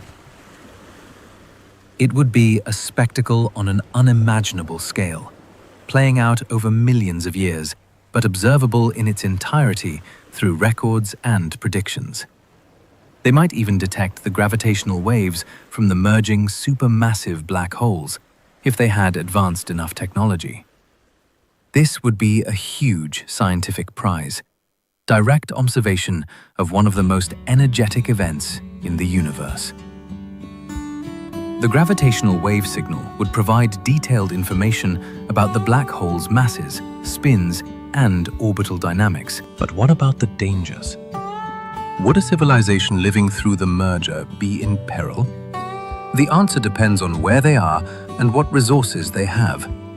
If they're confined to a single planet, they're vulnerable to environmental changes. An increased rate of supernova explosions could bathe their planet in harmful radiation. A close encounter with another star could disrupt their planet's orbit or cause catastrophic comet impacts. Climate change from varying stellar radiation could make their world uninhabitable. But if they're a spacefaring civilization with the ability to move between star systems or build habitats in space, they can avoid most of these dangers. They could simply move away from dangerous regions and relocate to safer areas. A civilization with the ability to travel between stars wouldn't be tied to any one location. They could ride out the merger by staying in the safest regions and avoiding the most chaotic areas. In fact, a sufficiently advanced civilization might even benefit from the merger. The starburst creates new stars, new planetary systems, new real estate for expansion. The increased density of stars in some regions means shorter travel times between systems. And the dramatic events provide unprecedented opportunities for scientific observation. Imagine being able to study a galaxy merger from the inside. With instruments and observers distributed throughout both galaxies, you could map the gravitational fields in real time, observe the formation of new stars up close, track the motion of individual star systems as they respond to the gravitational chaos. It would be the ultimate natural laboratory for studying galactic dynamics. From a very long-term perspective, civilizations that survive the merger would inherit a new galaxy with its own characteristics and challenges. Milkomeda would be an elliptical galaxy, meaning no spiral arms, no organized disk structure. This might make navigation more complicated, since you can't use spiral arms as landmarks. But it would also create a more even spread of stars, with fewer regions of extreme crowding or deep emptiness.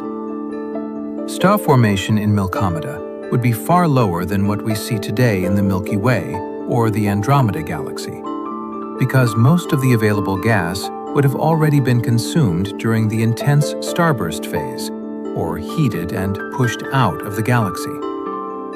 That means far fewer new stars and fewer newly forming planetary systems. Any civilizations that might exist in that era could find themselves living inside a slowly aging galaxy, where old stars fade without many new ones forming to replace them. Still, this scenario belongs to the extremely distant future, tens of billions of years ahead. In the nearer term, the first few billion years after the merger finishes, there would still be countless stars, abundant resources, and many possibilities for life and civilizations. Any civilization capable of surviving such a merger would have shown extraordinary resilience and adaptability. They would likely need advanced technology to monitor and forecast galactic dynamics, large-scale infrastructure capable of relocating populations if necessary, and the social stability required to maintain continuity across millions of years. Achieving that would be remarkable, a demonstration of intelligence and cooperation operating on cosmic scales.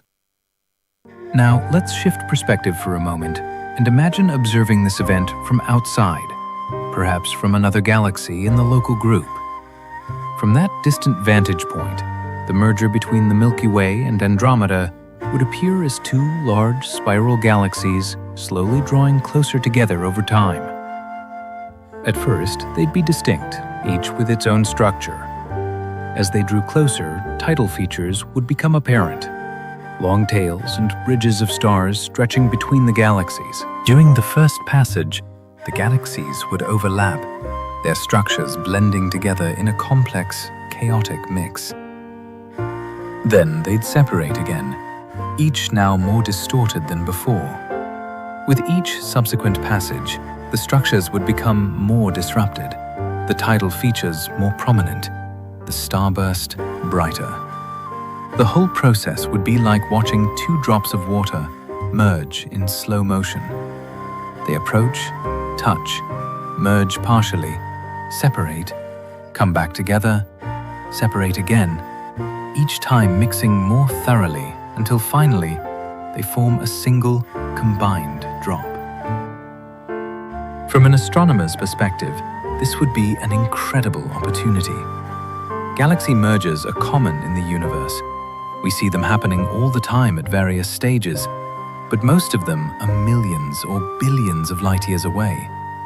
The merger of the Milky Way and Andromeda is happening right in our cosmic backyard, close enough to study in exquisite detail. If there are any astronomers in the local group, smaller galaxies like the Triangulum Galaxy or the Magellanic Clouds, they'll have a front row seat to one of the most spectacular shows in the universe. They'll be able to track individual stars, observe the starburst regions in detail, measure the gravitational waves from the merging black holes.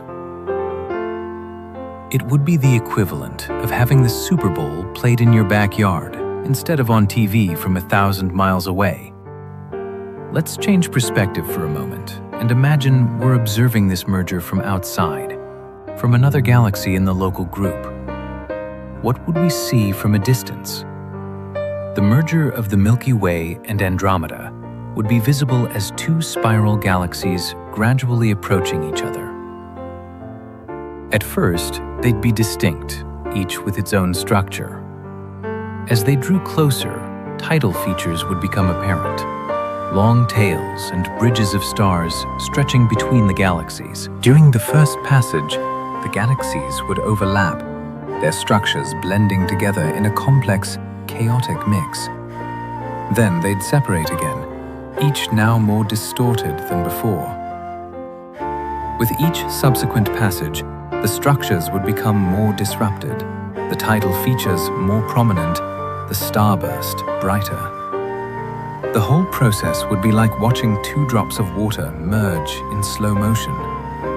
They approach, touch, merge partially, separate, come back together, separate again, each time mixing more thoroughly until finally they form a single, combined drop.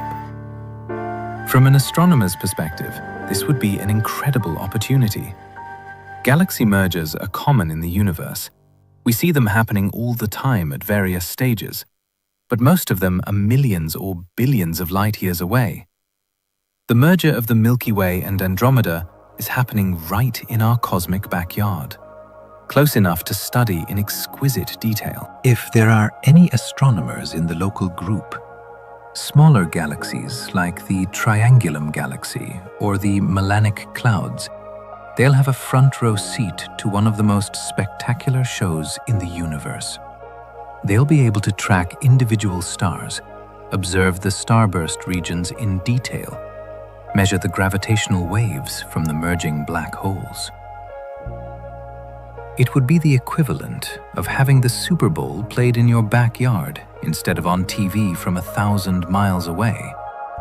But they might also be nervous because the merger of the two largest galaxies in the local group will affect everyone.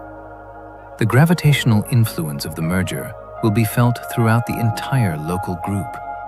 Smaller galaxies might have their orbits disturbed. Some might even be pulled in and absorbed by the growing Milky Way Galaxy. This is actually the eventual fate of most of the local group.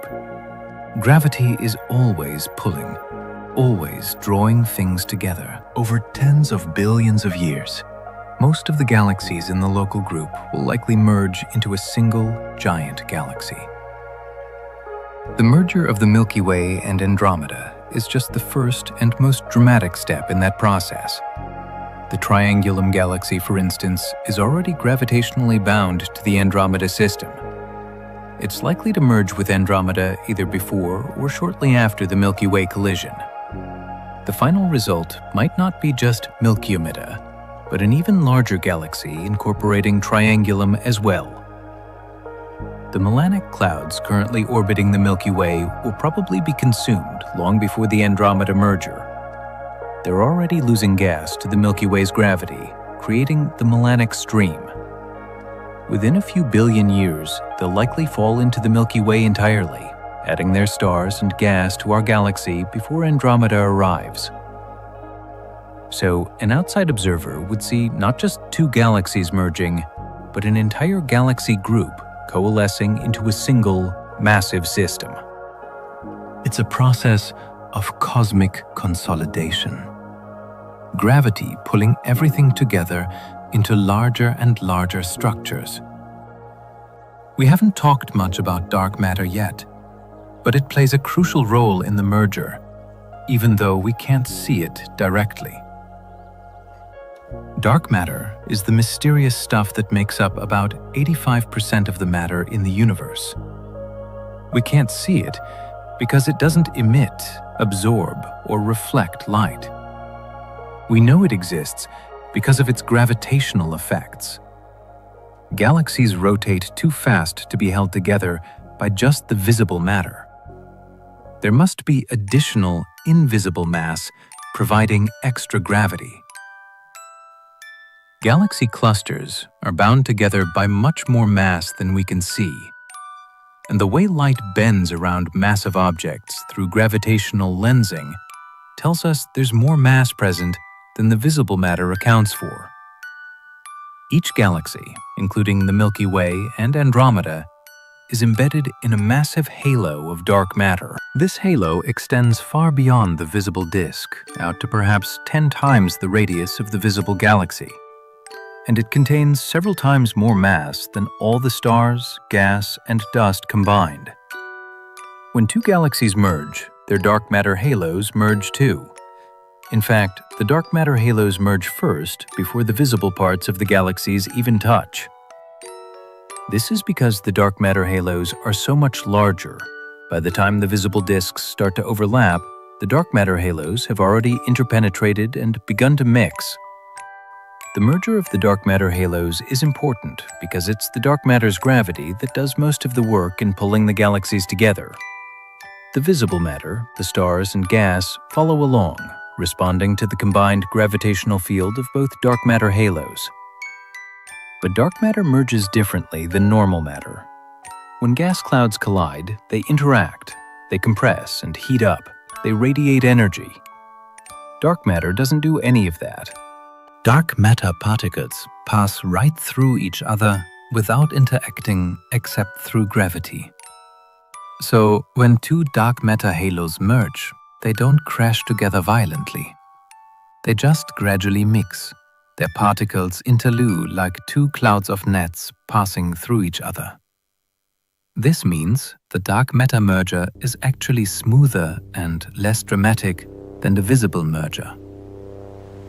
While the stars and gas are being thrown into chaos with tidal tails and starbursts and everything we've talked about, the dark matter just quietly blends together into a single, larger halo.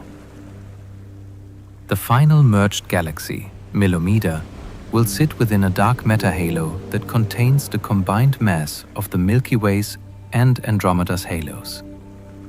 This halo will be even larger than either of the original halos, extending perhaps 1 million light-years or more from the galaxy's center.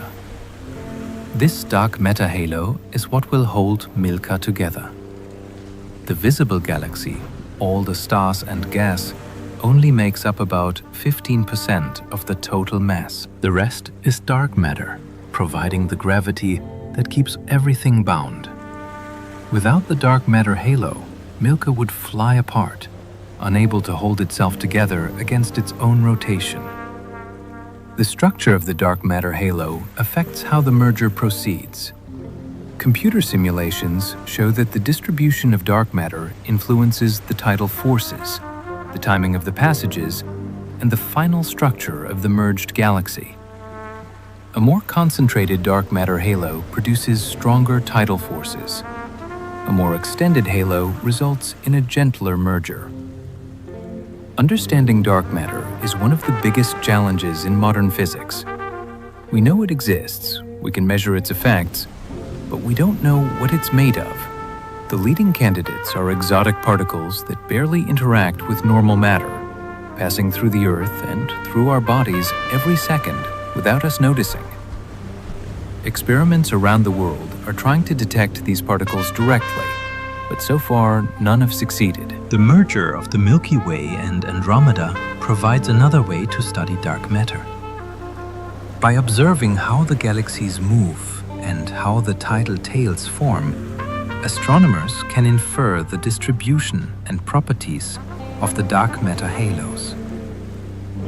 This information helps constrain theories about what dark matter might be. Let's jump ahead now, billions of years beyond the merger. What's the long-term future of Milomeda? In the short term, meaning the first few billion years after the merger, Milky will be a relatively bright, active galaxy. There will still be gas left over from the merger, still some star formation happening, though at a lower rate than during the starburst. The galaxy will gradually settle down, its star's orbits becoming more regular, its structure more stable. But over longer timescales, tens of billions of years, Milky will slowly fade. Star formation will continue to decline as the remaining gas is used up or ejected from the galaxy. The massive stars born during the merger will have long since died, leaving behind neutron stars or black holes. The medium-mass stars will have evolved into white dwarfs.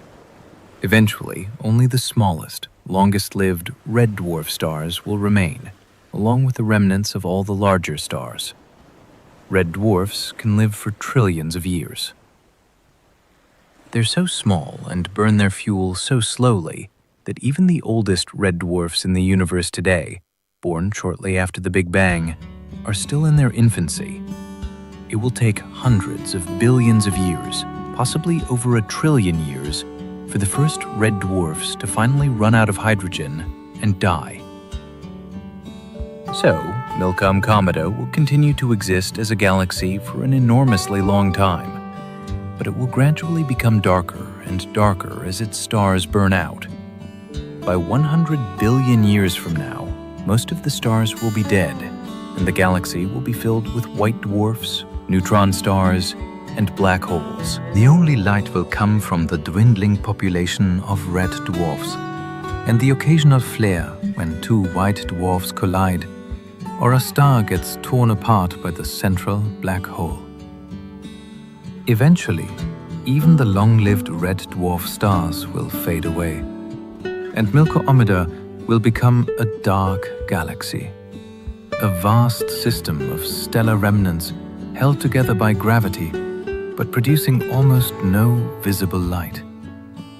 The black holes will still remain, slowly losing mass through Hawking radiation over unimaginable timescales, possibly around 10 years or more. The white dwarf and neutron star populations will steadily cool, eventually reaching the background temperature of the universe. This is not a fate unique to Milky Way. It is the long-term destiny of all galaxies. Right now, the universe exists in what astronomers often call the stelliferous era, the age of stars. This period began a few 100 million years after the Big Bang, when the first stars formed, and it will continue for trillions of years into the future. But it will not last forever. Eventually, star formation will stop across the cosmos as available gas becomes exhausted, bringing the stelliferous era to an end. After that comes the degenerate era, when the universe is filled mainly with stellar remnants rather than active stars. Over even longer timescales comes the black hole era, when most remaining structures are black holes. And finally, there is the dark era, when even those black holes have evaporated, and the universe contains little more than a thin spread of particles and radiation. slowly expanding and cooling toward absolute zero. That takes us far beyond the scope of this story. For now, the key idea is that the merger between the Milky Way and the Andromeda Galaxy is simply one step in the natural life cycle of galaxies. Galaxies form, they grow by merging with other galaxies. They form stars, and eventually they fade as their fuel runs out. The merger with Andromeda is a dramatic event in this life cycle, but it's not an ending, it's a transformation. Let's zoom out even further and consider what the merger means in the context of the universe as a whole. The local group, our little cluster of galaxies, is just one of countless groups and clusters scattered throughout the observable universe. Some of these clusters are much larger than the local group. The Virgo cluster, for example, contains over 1,000 galaxies. The Komoma cluster contains even more. And these clusters are themselves part of even larger structures called superclusters.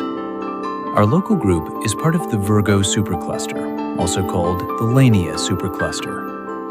It's an enormous structure containing tens of thousands of galaxies spread across hundreds of millions of light years. And Lania is just one of millions of superclusters in the observable universe.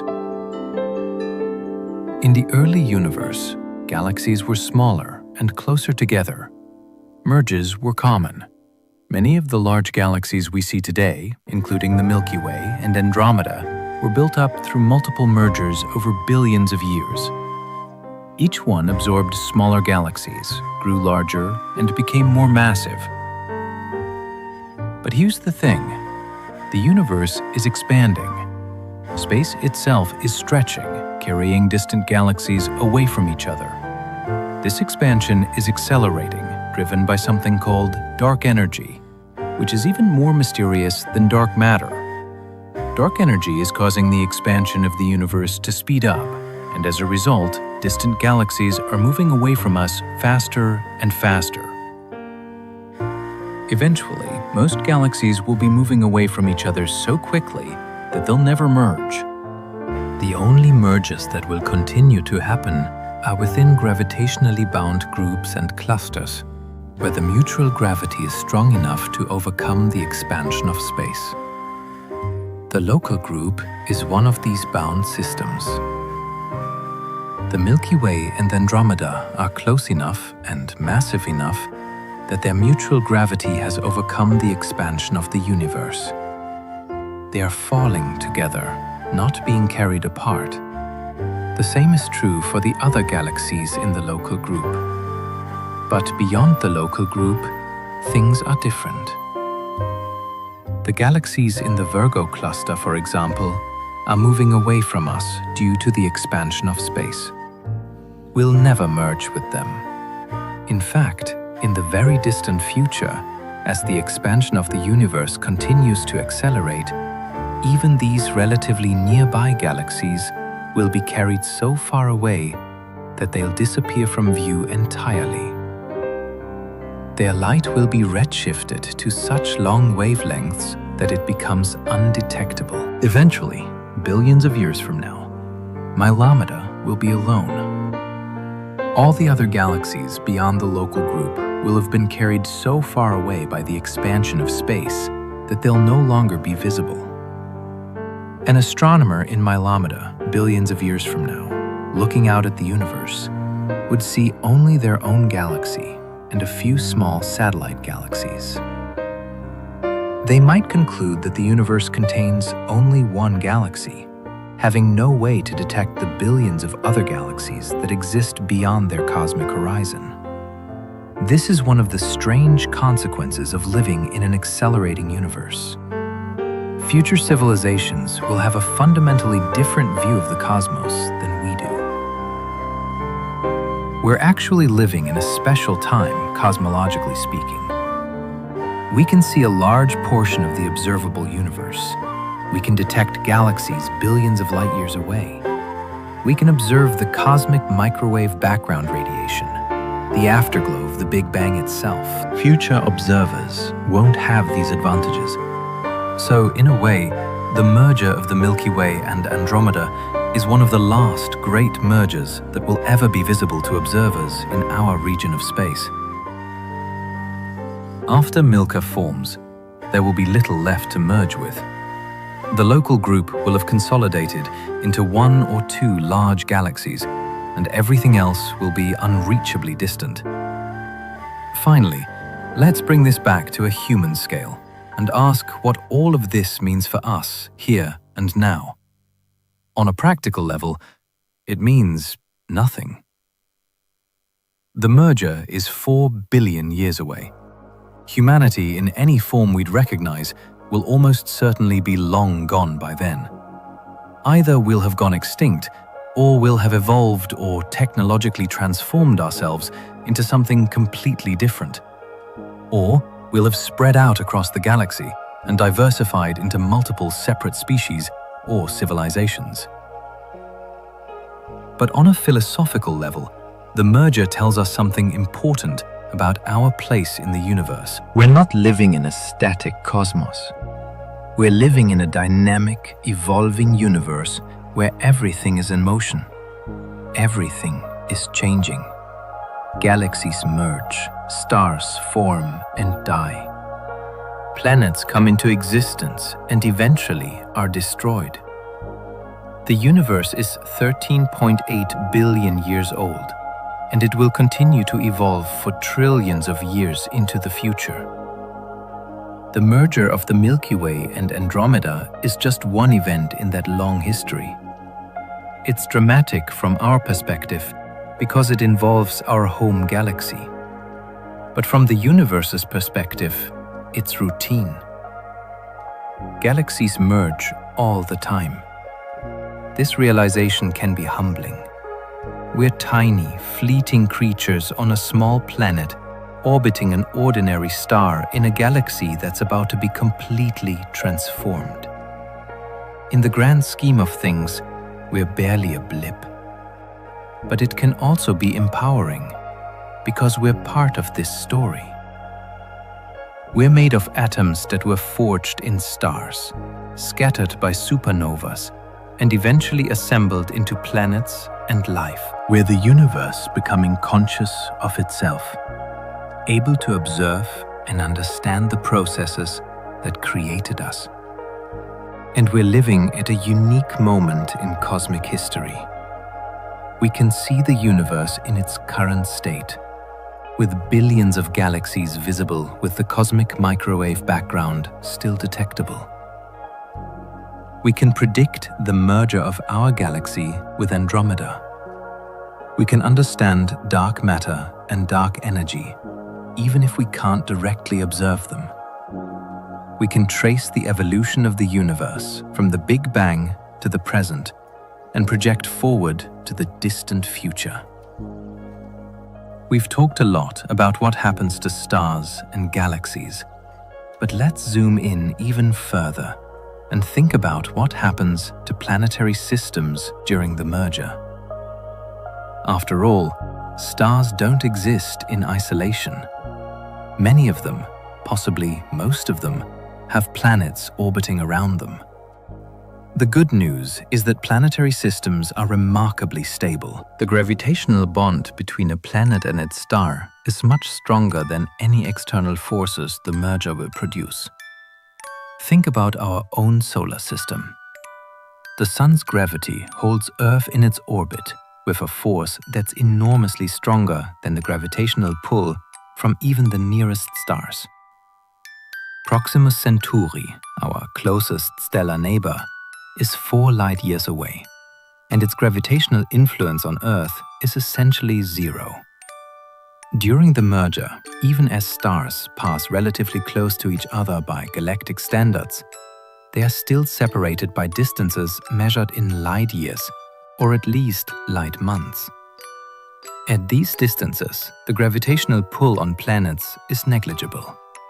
Earth will continue to orbit the Sun. Mars will continue in its path. Jupiter will keep its moons. The architecture of the solar system will remain intact. However, there are some subtle effects worth considering. While direct disruption of planetary orbits is unlikely, The changing gravitational environment can have long-term effects on the outer reaches of planetary systems. Remember the Oort cloud we discussed earlier? That vast shell of comets surrounding the solar system at a distance of about 1 light-year? This region is so far from the Sun that the comets there are only barely held by the Sun's gravity.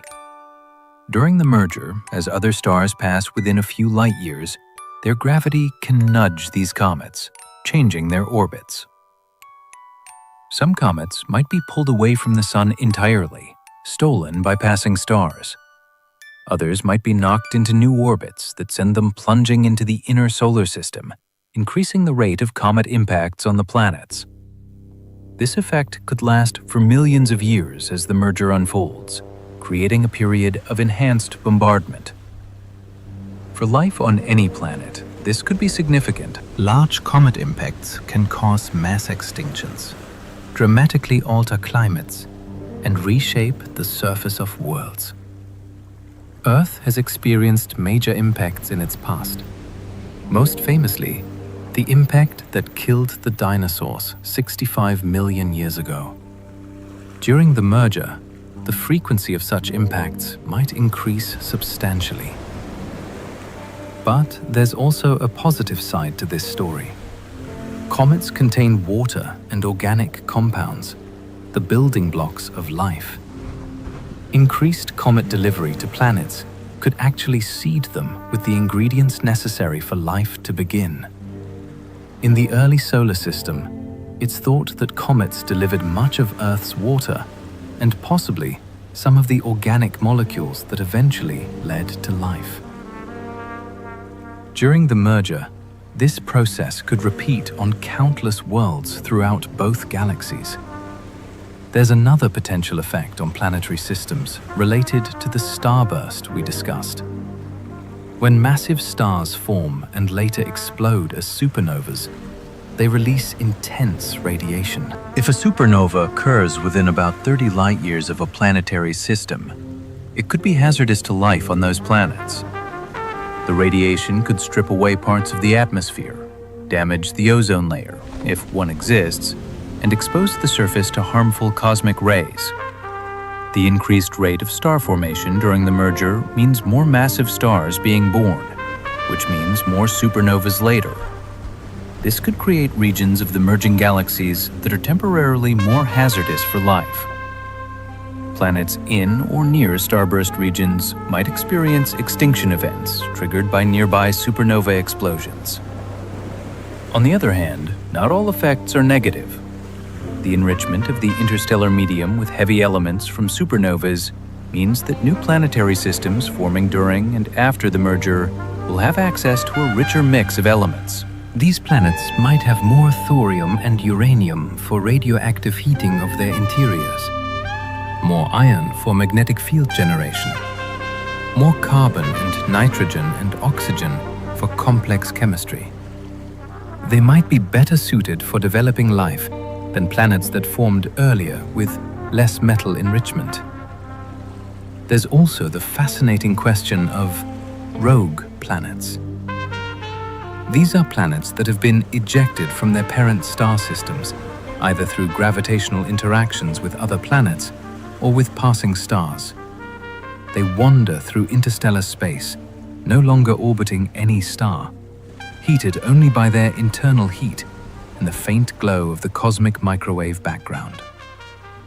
During the merger, the chaotic gravitational environment will likely create many rogue planets. A close encounter between two stars might eject planets from one or both systems. These planets become interstellar wanderers, drifting through the galaxy on their own. Some estimates suggest there might already be as many rogue planets as there are stars, and the merger could substantially increase this population. For any life on a rogue planet, assuming life could exist in such a cold, dark environment, the merger would be an interesting time. The planet would pass through regions of increased stellar density, occasionally coming close to stars or other planets. There might even be rare occasions when a rogue planet gets captured by a new star, joining a new planetary system entirely different from the one it was born in. The merger might also create planetary systems with very different architectures from what we're used to. During close stellar encounters, while complete disruption is rare, subtle gravitational perturbations can occur. A planet on an initially circular orbit might be nudged into a more elliptical orbit. Multiple planets in a system might have their orbital resonances disrupted, leading to instabilities that play out over millions of years. Some planetary systems might even capture planets from other systems during close encounters. Imagine two stars passing within half a light year of each other. A planet on a wide orbit around one star might be pulled away by the gravity of the other star, switching allegiance mid-flight. This would create planetary systems with a mix of planets from different origins, possibly with very different compositions and histories. Let's get into the nitty-gritty of what happens when stars pass close to each other during the merger. We've said that actual collisions are rare, but what exactly happens during a close encounter? The key concept is gravitational scattering. When two stars approach each other, they don't just pass by unaffected. They exchange energy and momentum through gravity, altering each other's trajectories. It's similar to what happens when two billiard balls collide, except the stars don't physically touch. They interact through gravity alone, and the collision happens over months or years as the stars approach, reach their closest point, and then recede. The outcome of a stellar encounter depends on several factors: how close the stars get, how fast they're moving relative to each other, and their masses. Let's consider some scenarios. If two stars pass within a few light weeks of each other while moving at typical galactic velocities, which are hundreds of kilometers per second, they'll exchange some energy and momentum. One star might be sped up slightly, while the other is slowed down. Their directions of motion will change, bending their paths through space. This is called gravitational deflection, and it's the primary mechanism by which stars' orbits get randomized during a galaxy merger. Now, if the stars happen to be moving slowly relative to each other, and they pass very close, something more interesting can happen. They might temporarily become gravitationally bound to each other, forming a binary star system. This would be a loose binary, with the two stars orbiting each other at a distance of light months or light years. But it would be stable over millions of years. However, if a third star comes along and interacts with this binary, the system becomes unstable. Three-body gravitational interactions are chaotic and unpredictable. The most common outcome is that one star gets ejected at high speed, becoming what's called a hypervelocity star, while the other two form a tighter binary. This process, called binary hardening through three-body interactions, is one way that close binary star systems form. Hypervelocity stars are fascinating objects. These are stars moving so fast that they can escape the galaxy's gravity entirely. They've been accelerated to speeds of hundreds or even thousands of kilometers per second, fast enough to reach escape velocity. We've detected several hypervelocity stars in the Milky Way, and they are thought to be created by interactions with a supermassive black hole at the galactic center, or by binary interactions in dense stellar environments. During the merger, the number of hypervelocity star events would rise dramatically. Close stellar encounters would become more frequent, particularly when the galactic cores pass near one another. Some of these interactions would send stars hurtling away from the galaxy at tremendous speeds. Those stars, along with any planets orbiting them, could become intergalactic wanderers, leaving the merged galaxy entirely and traveling into the vast space between galaxies. There is also the question of what happens to existing binary star system arrangements during the merger. Many stars already exist in binaries, or even more complex, multiple star systems, where two stars orbit each other in long-term, stable patterns. When a third star passes close to such a pair, the gravitational balance can be disturbed. The incoming star might pull one member away from the pair, splitting the binary apart. In other cases, it could become gravitationally bound to the pair, forming a triple star system. Triple systems tend to be less stable than binaries and often experience complicated gravitational exchanges that eventually eject one star. As a result, the merger could temporarily produce many triple systems that later break down into binaries and lone stars over millions of years. When stellar encounters become extremely close, within a few light days or even light hours, additional effects appear. At such distances, tidal force interactions grow important. Just as the Moon raises tides on Earth's oceans, a passing star can create tides on another star. These stellar tides appear as bulges in the outer layers of the star, pulled toward the nearby star by gravity. In extreme cases, if the stars are close enough and at least one of them is an evolved giant star with a very extended envelope, these tidal forces can be disruptive. Material from one star's outer layers might be stripped away and transferred to the other star, or lost into space entirely. This creates what astronomers call a tidal interaction, and it can significantly alter both stars. However, for main sequence stars like our Sun, which are compact and held together strongly by gravity, tidal disruption would require an impossibly close encounter, closer than the radius of the Sun itself. Since such close approaches essentially never happen in galaxy mergers, tidal disruption of normal stars isn't a concern. It only matters for giant stars with extended, loosely bound envelopes. The overall effect of all these stellar encounters is to randomize the orbits of stars in both galaxies. Before the merger, stars in a spiral galaxy move in fairly orderly circular orbits around the galactic center, all in roughly the same plane.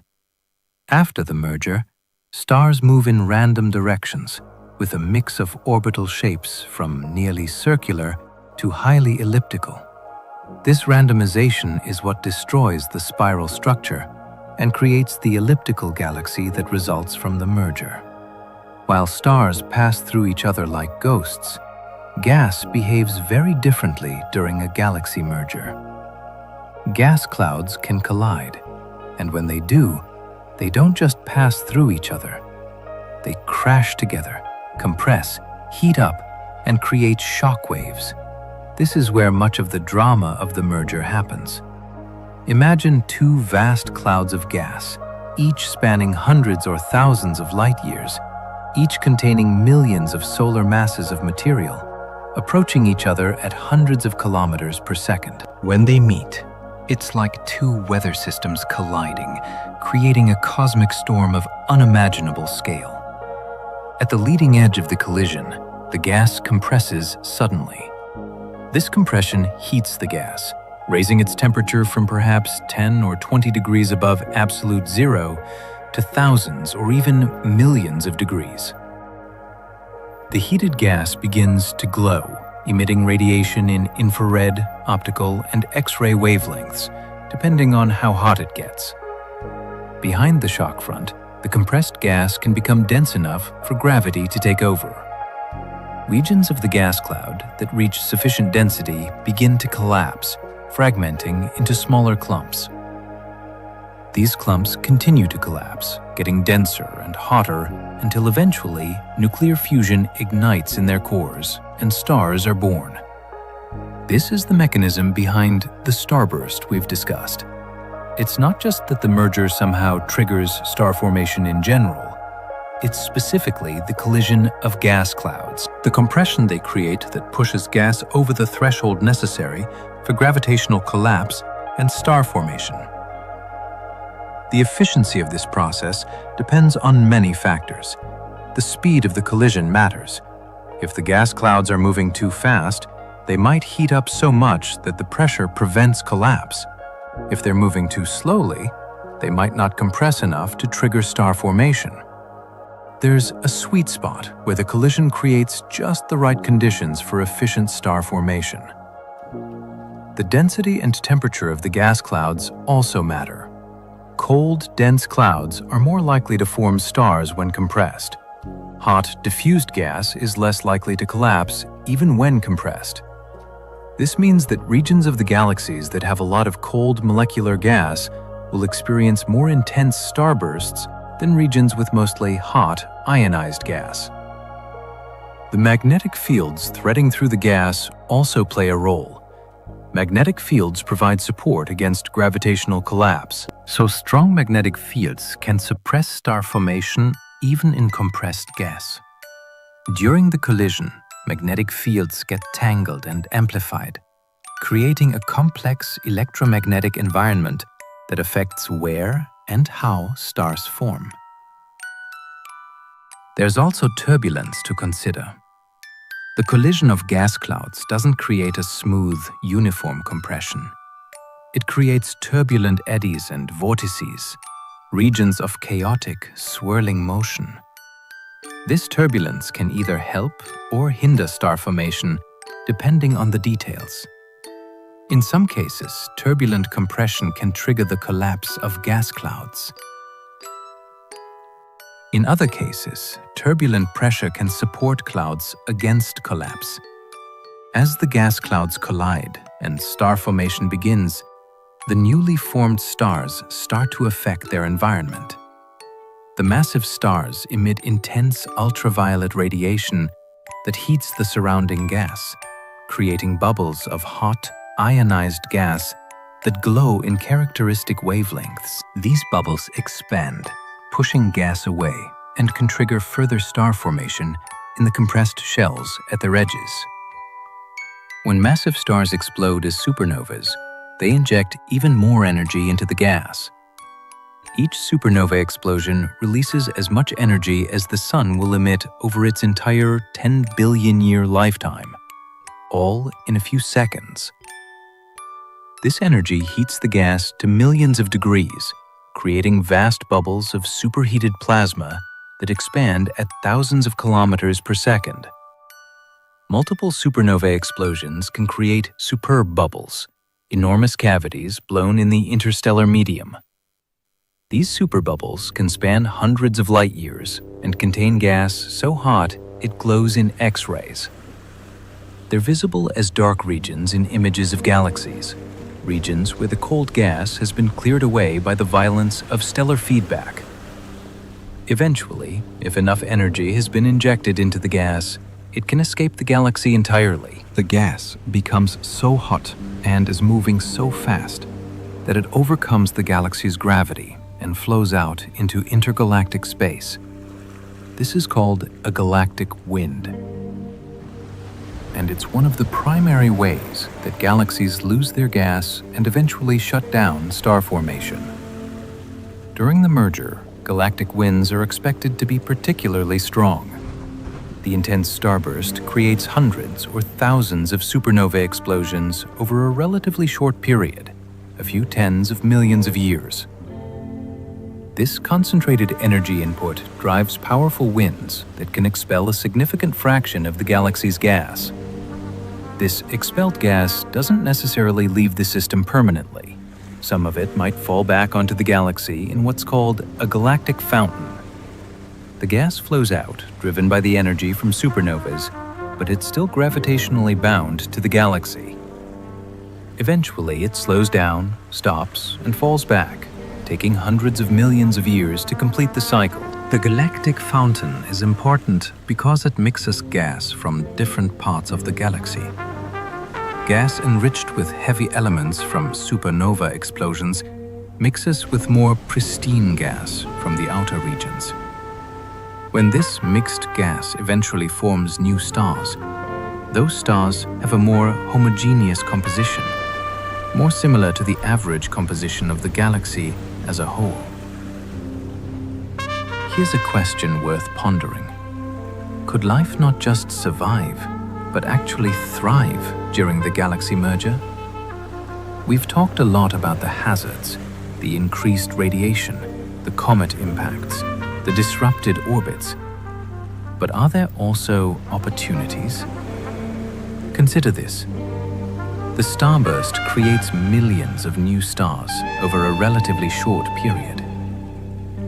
Many of these stars will form planetary systems.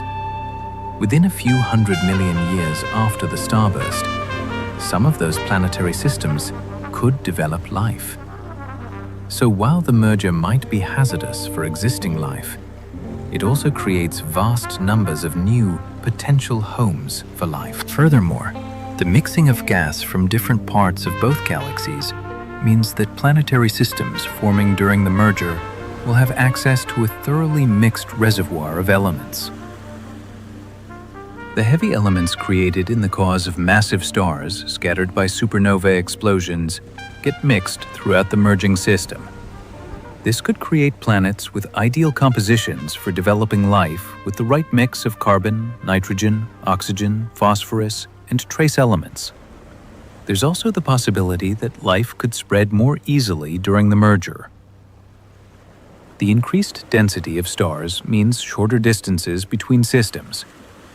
If life develops the ability to travel between stars, even at sublight speeds, the merger period might be an optimal time for expansion.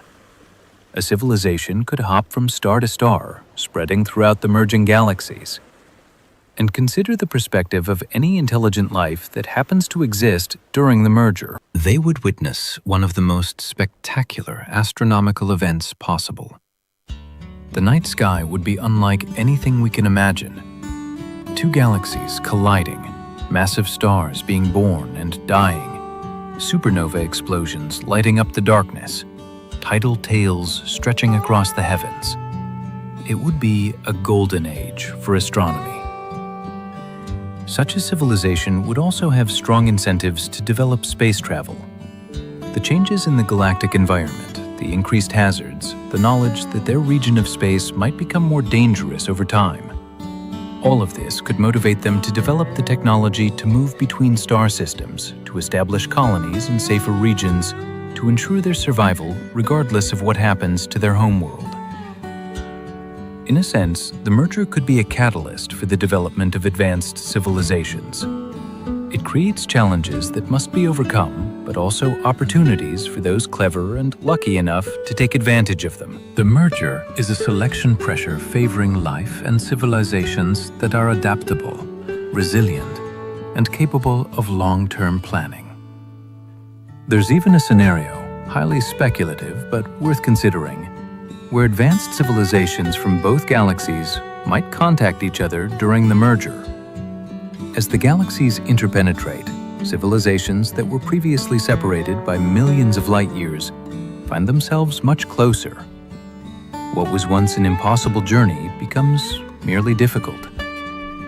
The merger could create opportunities for first contact between civilizations that would never have met otherwise. Of course, this assumes that intelligent life exists in both galaxies, that multiple civilizations develop around the same time, and that they have the technology and inclination to make contact. Those are big assumptions. But if they're true, the merger could be not just a collision of stars and gas, but also a meeting of minds, a collision of civilizations. On a more prosaic level, the merger might actually improve conditions for life. In some ways, the mixing of gas and the formation of new stars replenishes the galaxy's stellar population. Without mergers, galaxies would slowly use up their gas. Star formation would decline, and the galaxy would gradually fade. The merger keeps the galaxy alive and active, at least for a while longer, creating new stars and new opportunities for life. And remember, all of this plays out over billions of years. That's an enormous amount of time for life to adapt, evolve, and potentially develop intelligence and technology.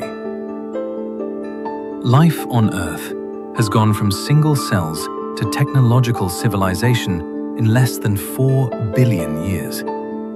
During the merger of the Milky Way and Andromeda, similar evolutionary journeys could occur countless times on countless worlds. So while the merger poses challenges, it also creates possibilities. It's not simply destruction, it's transformation. And with transformation comes the potential for something new, something unexpected, something that couldn't have existed before. That's the nature of change on cosmic scales. It's not good or bad, it's simply different. A new chapter in the ongoing story of matter organizing itself into ever more complex forms.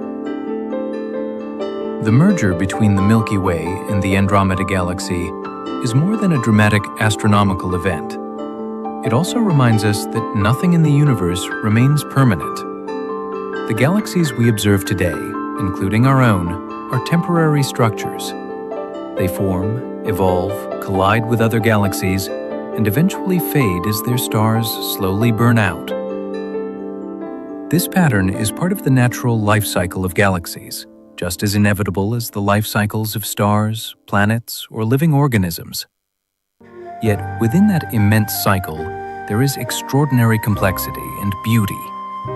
Stars emerge from collapsing clouds of gas. Planets gather from the disks of material surrounding young stars. On some of those planets, life begins to arise from chemistry. On certain worlds, intelligence and civilizations eventually appear. And all of this unfolds within galaxies that themselves continue, changing, merging, reshaping, and evolving across billions of years. We are part of that story. The atoms within our bodies were forged in ancient stars that lived and died billions of years ago. We exist on a planet orbiting a star inside a galaxy that is slowly moving toward a future merger with another. And we possess the remarkable capacity to understand this vast picture, to trace those connections and even anticipate events billions of years ahead. That knowledge stands among humanity's greatest accomplishments. It required centuries of observation, measurement, mathematical calculation, and theory.